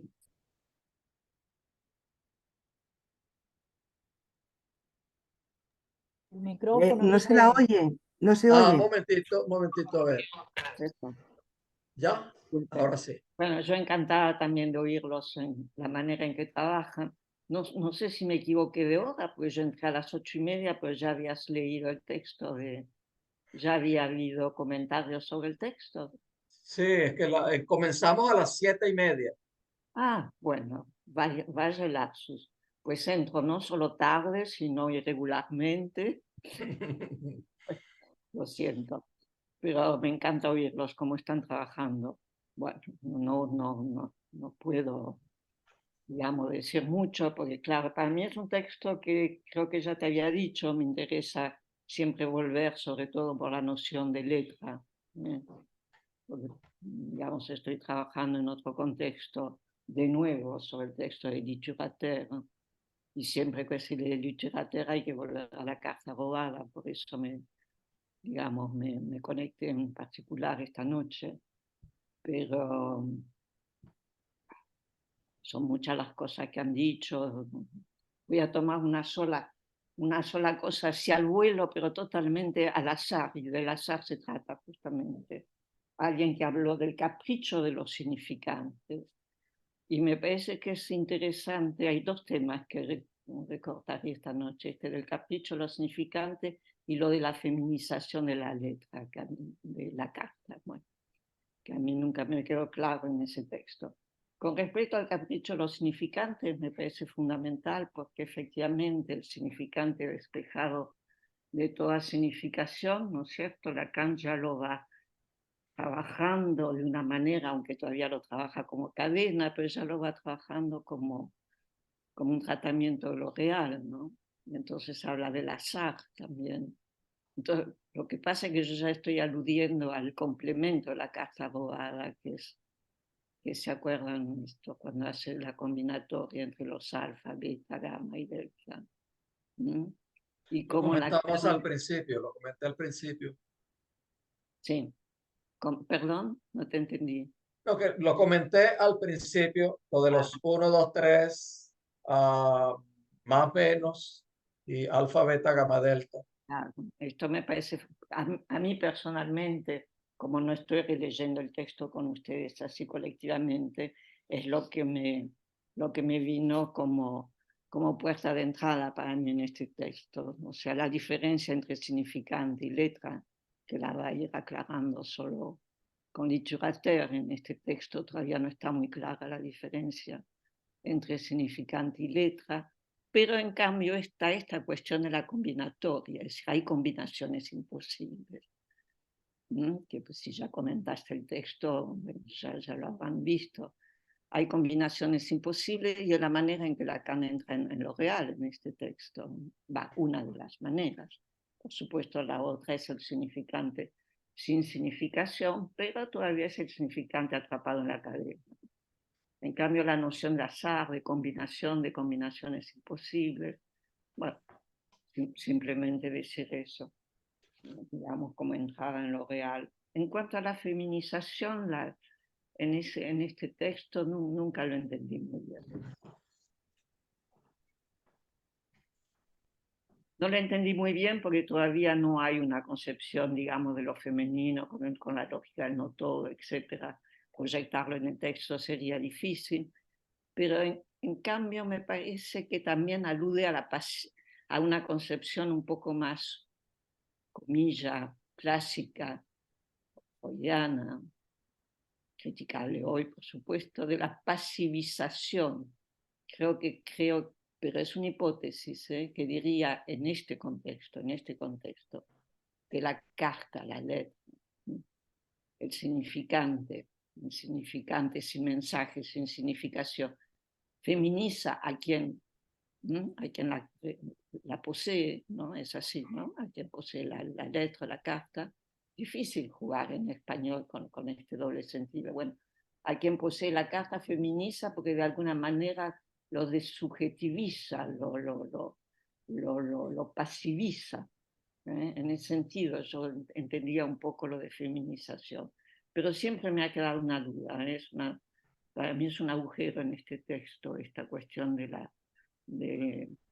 alusión a lo femenino. Con respecto al dinero, bueno, sí, es un tema súper para hablar mucho más hoy en día, sin duda. Pero fundamentalmente el que trata, lo que todo el mundo pregunta, si el analizante es el que trabaja porque es el que tiene que pagar, ¿no? O sea, siempre aparece esa pregunta un poco ingenua. Pero creo que el dinero sobre todo tiene que circular porque si no uno habría una presuposición de la virtud o de la bondad del analista o del regalo. Tiene que ser, perdona, el dinero tiene que ser, ¿cómo? El dinero tiene que circular, ha dicho. Ah, vale. No lo había entendido, gracias. El analista tiene que cobrar, porque si no, porque estaría ahí, estaría por algún goce que quedaría bastante oscuro también. O sea que está también el dinero como una manera de que no esté el analista ahí representado por una especie de voluntad de hacer el bien gratuitamente al otro, por ejemplo, como podría suceder en un análisis gratuito.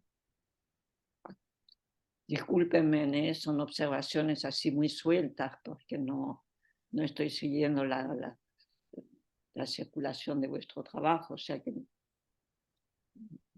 he largado esto. Bueno, me interesó que dijeras que la formación, cómo enganchaste este texto con la formación del analista.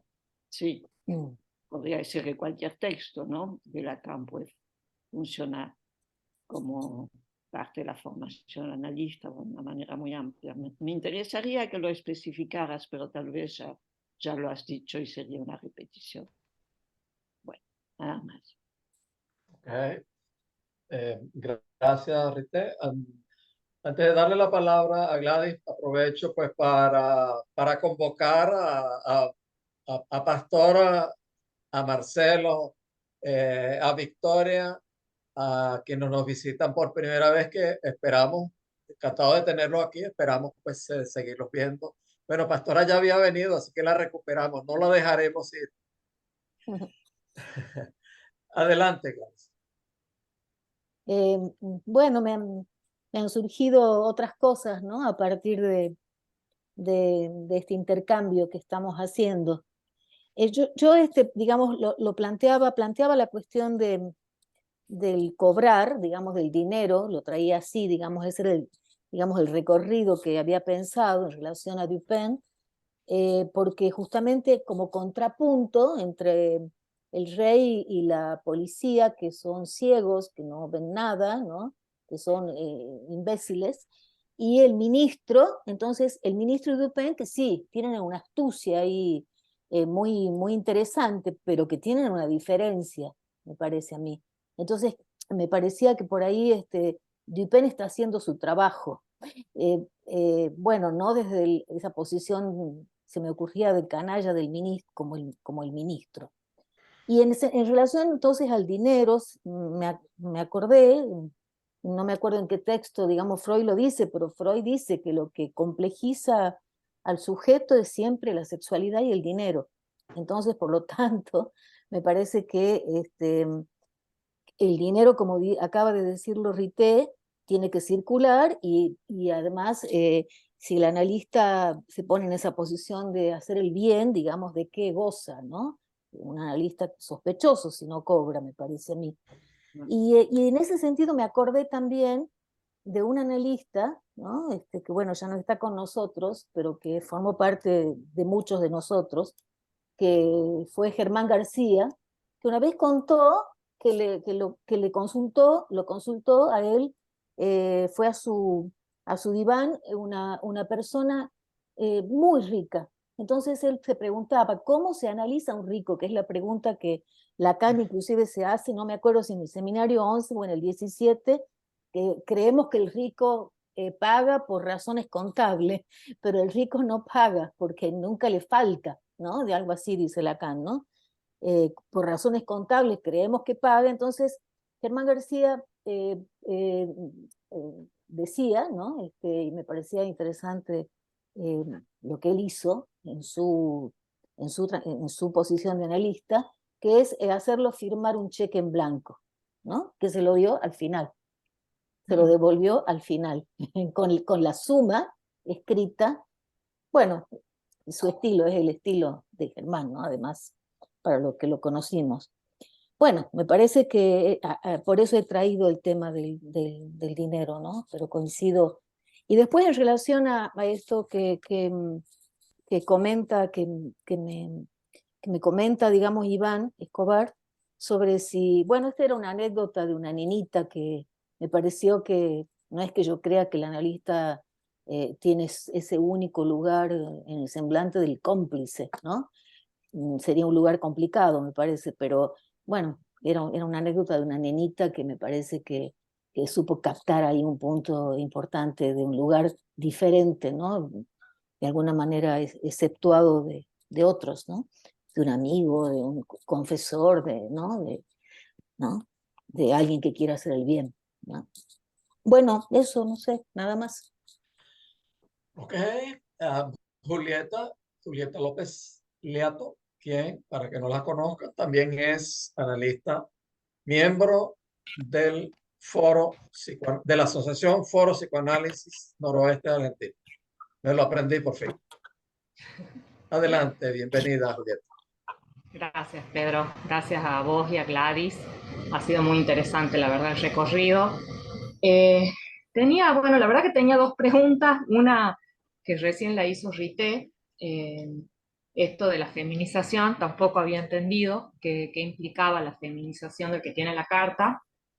Y otro, vos habías dicho, Gladys, de un neologismo nubliedad, creo, que no lo había leído, no lo encontré, no sé si a qué aludía, pero a mí me había llevado a obviedad, ¿no? Porque, bueno, por cómo suena, porque si hay algo, ¿no? Que en el cuento como que se pone de manifiesto es lo obvio, ¿no? ¿Dónde está lo obvio, ¿no? Lo obvio del lugar que es porque Dupin encuentra la carta, ¿no? Con un lugar donde obviamente no tendría que estar, ¿no? Entonces, me había gustado mucho esa parte del cuento y de ese lugar también ¿no? Del significante, de que, bueno, del sentido común, de lo obvio, ¿no? Y qué concepción de obvio tenemos, ¿no? Porque si hay un lugar donde tenemos que salir, es de la obviedad, pero acá en el cuento como que se queda en lo obvio, ¿no? Está ahí, obviamente, para Dupin, pero no para el resto, ¿no? Entonces, bueno, nada,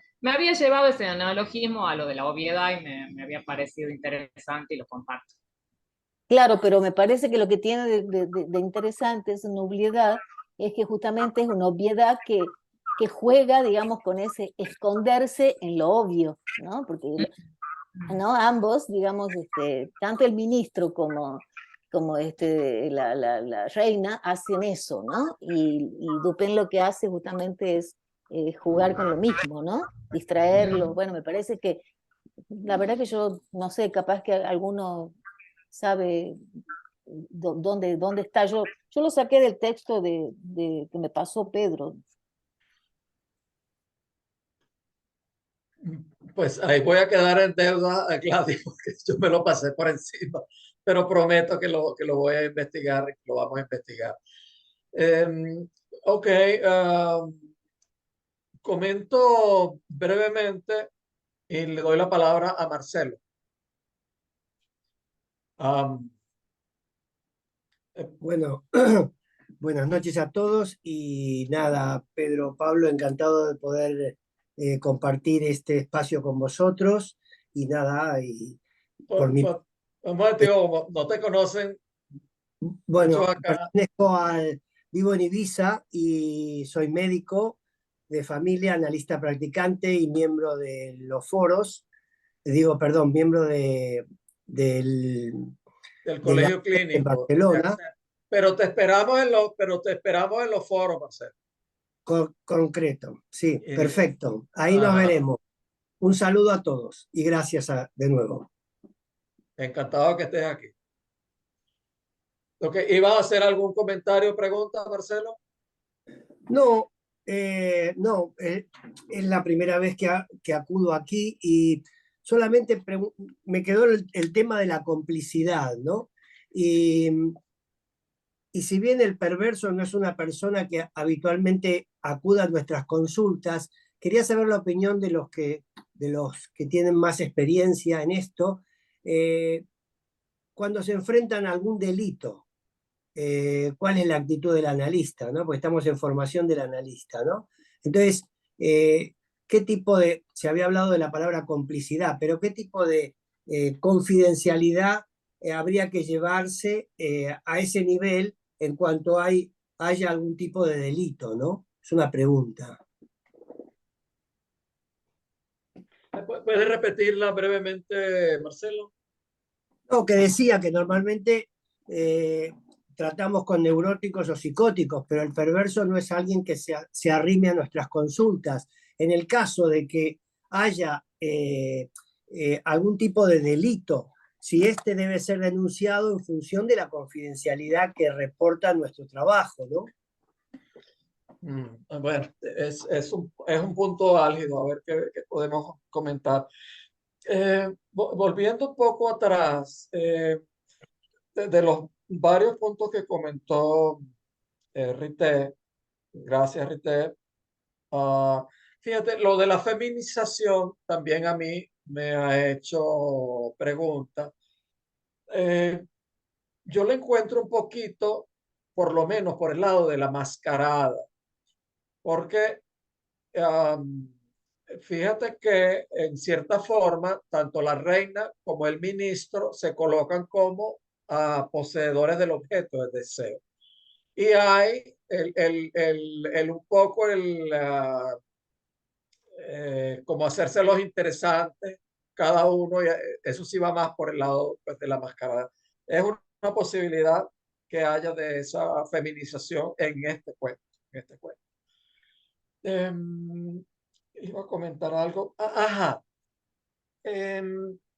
Sobre lo de, ya va, es que hay un comentario en el chat que me pareció interesante de José Carlos. Me recuerda el método indiciario Freud, Morelli y Sherlock Holmes. Lo que aparece desaparecido por la mayoría.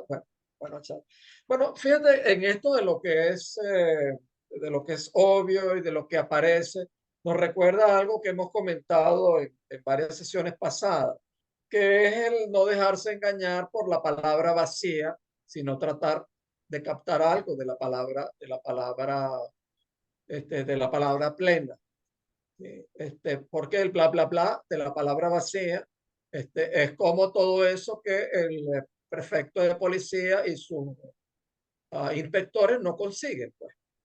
Entonces, lo que está, a veces está pues, más en lo obvio, no es tanto, a veces tampoco está en lo que se dice, sino en el hecho de que se diga. El hecho de que se diga. Bueno, son un par de comentarios allí. Sobre lo que dice Marcelo, de que uno en consulta se le haga confidente de algo que sea un delito. Bueno, caramba, no sé qué te decirte porque no se puede, pienso que no se puede generalizar, hay que ver en cada caso qué es lo que hay. Hay cuestiones que a veces me han traído algunos pacientes y yo les he dicho no. Yo lo he tomado como que a veces hay que intervenir para poner un límite al goce. Si me hace cómplice de un delito, bueno, también de inmediato, pero uno tiene que estar ahí, pues entonces pendiente acerca de lo obvio. Ok, Carmen.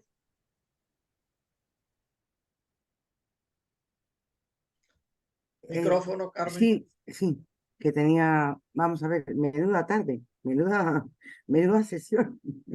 El dinero, el delito. Interesantísimo. Me tengo que salir en breve, pero a ver, eh, no sé por qué estoy en un punto donde siempre digo, cuando yo me formaba, y es que uno no deja de formarse nunca, pero es que estoy hablando de la sección clínica, o sea, de algo que en España es de hace 40 años. Nosotros trabajamos con dos leyes fundamentales, que son la prohibición del incesto y la prohibición del asesinato. Se lo digo al médico que hablaba, ¿no? Luego hay un mogollón de leyes en el mundo de la justicia, ¿vale? Que nos las tenemos que leer cuando tenemos avatares de la vida cotidiana. Nuestras dos leyes son estas, la prohibición del incesto y la prohibición del asesinato, ¿vale? Entonces, me parece, y estoy hablando de oídas porque yo soy oyente aquí, no me he preparado nada, que Lacan dijo que el psicoanálisis tenía un límite, y que era que a un asesino no se le psicoanalizaba. Me parece.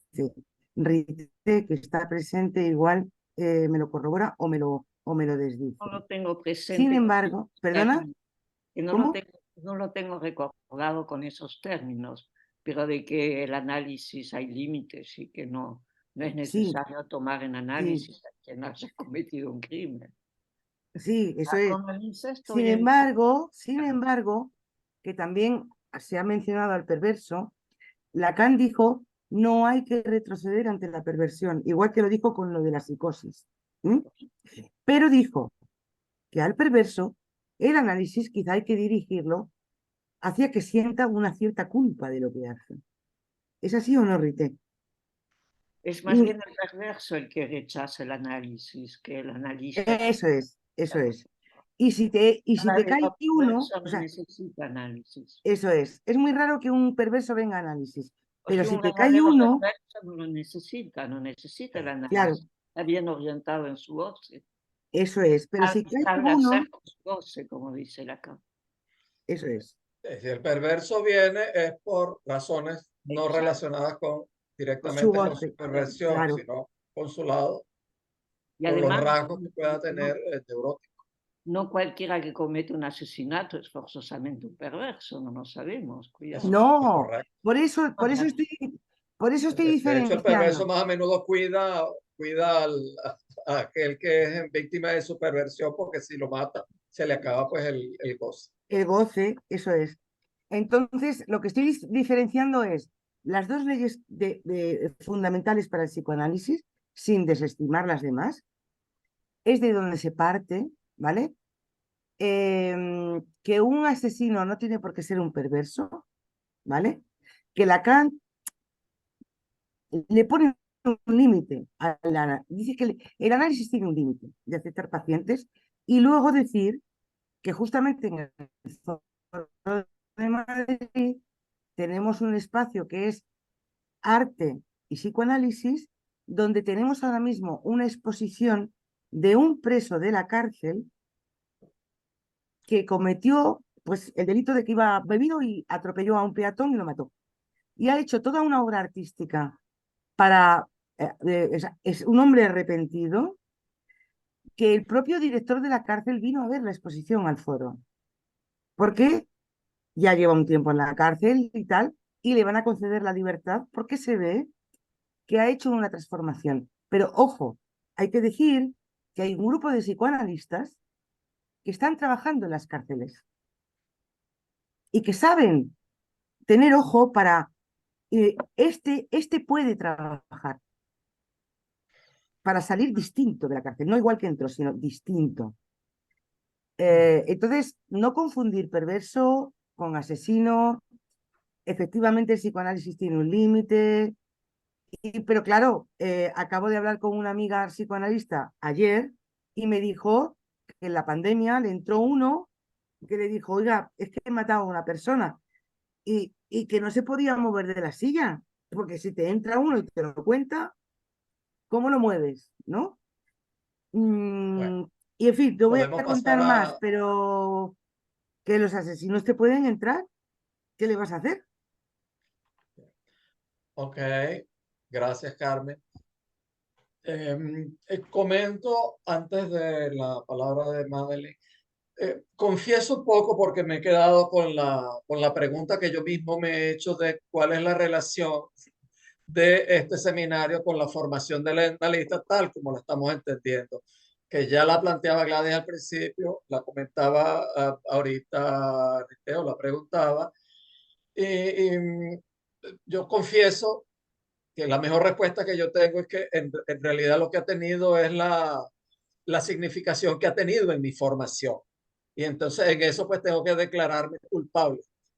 Pero bueno, como uno de los principios que adoptamos en el seminario es el poner en juego algo de la subjetividad, entonces pues por ahí pues yo me busco pues mi excusa para ello. De todas maneras, creo que ha sido muy entretenido que hablemos y productivo que hablemos de él. Pero confieso pues esa tentación. Me la confieso a mí mismo porque yo mismo me la busqué. Madeline, encantado. Bueno, yo quería un poco comentar a propósito de esto que ha surgido en relación a la perversión. Pienso que sí, que claro que el psicoanálisis tiene límites, pero los límites exactamente están en el lugar en que el sujeto puede aceptar su división, porque a fin de cuentas este asunto de las estructuras sabemos que no nos ayuda realmente en la clínica, porque un neurótico puede tener muchísimos rasgos perversos. Se trataría en cada caso de ver de cuánto puede el sujeto en análisis puede aceptar su división para entonces saber si vale la pena o no trabajar con este sujeto, ¿no? Independientemente de lo que haya hecho, y en las cárceles se pudiera ver digamos, un espectro muy amplio de situaciones y de posiciones subjetivas, ¿no? Eso es lo que quería decir solamente. Ok, gracias. Bueno, Dafne, no sé si nos quieres dar algún comentario. Estamos encantados de tenerte aquí. Esperamos y deseamos nuevamente, pues, ojalá que nos pueda seguir acompañando. Lo mismo, Rite, cada vez que quieras venir, sabes que eres bienvenida. Gracias. No se te oye, Dafne, el micrófono. Sí. Ajá. No, no voy a hacer ningún comentario ahora.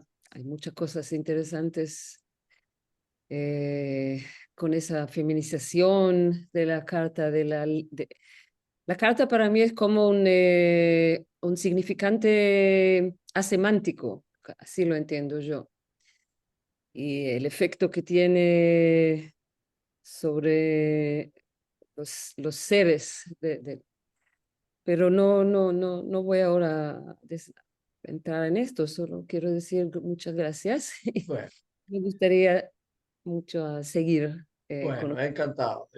Entonces, conocerte más, mejor. Bueno, hoy hemos batido el récord de tiempo. Por mí podemos continuar, pero ya pues, tenemos 2 horas y tanto. Siempre anunciamos 1 hora y media y siempre nos acercamos. Hoy nos pasamos de 2 horas, lo cual pues me encanta. Los quiero mucho. Me da gran felicidad de que estemos a esta hora todavía pues aquí entusiastas con esto. Entonces, la próxima sesión, que será la número 6, tendremos a nuestra segunda invitada, que es Matilde Pellegrí, que va a exponer a partir de un sugerente título. Es posible transmitir un caso, palabra más, palabra menos, pero ese va a ser su tema. Entonces, eso va a ser dentro de 2 semanas, el día 18 de diciembre. Bueno, se acabó el show por hoy. Los quiero muchísimo. Muchísimas gracias, Pedro. A todos. Buenas noches. A Gracias. todos. Hasta la próxima. Hasta la próxima, gracias. Hasta la próxima. Chao.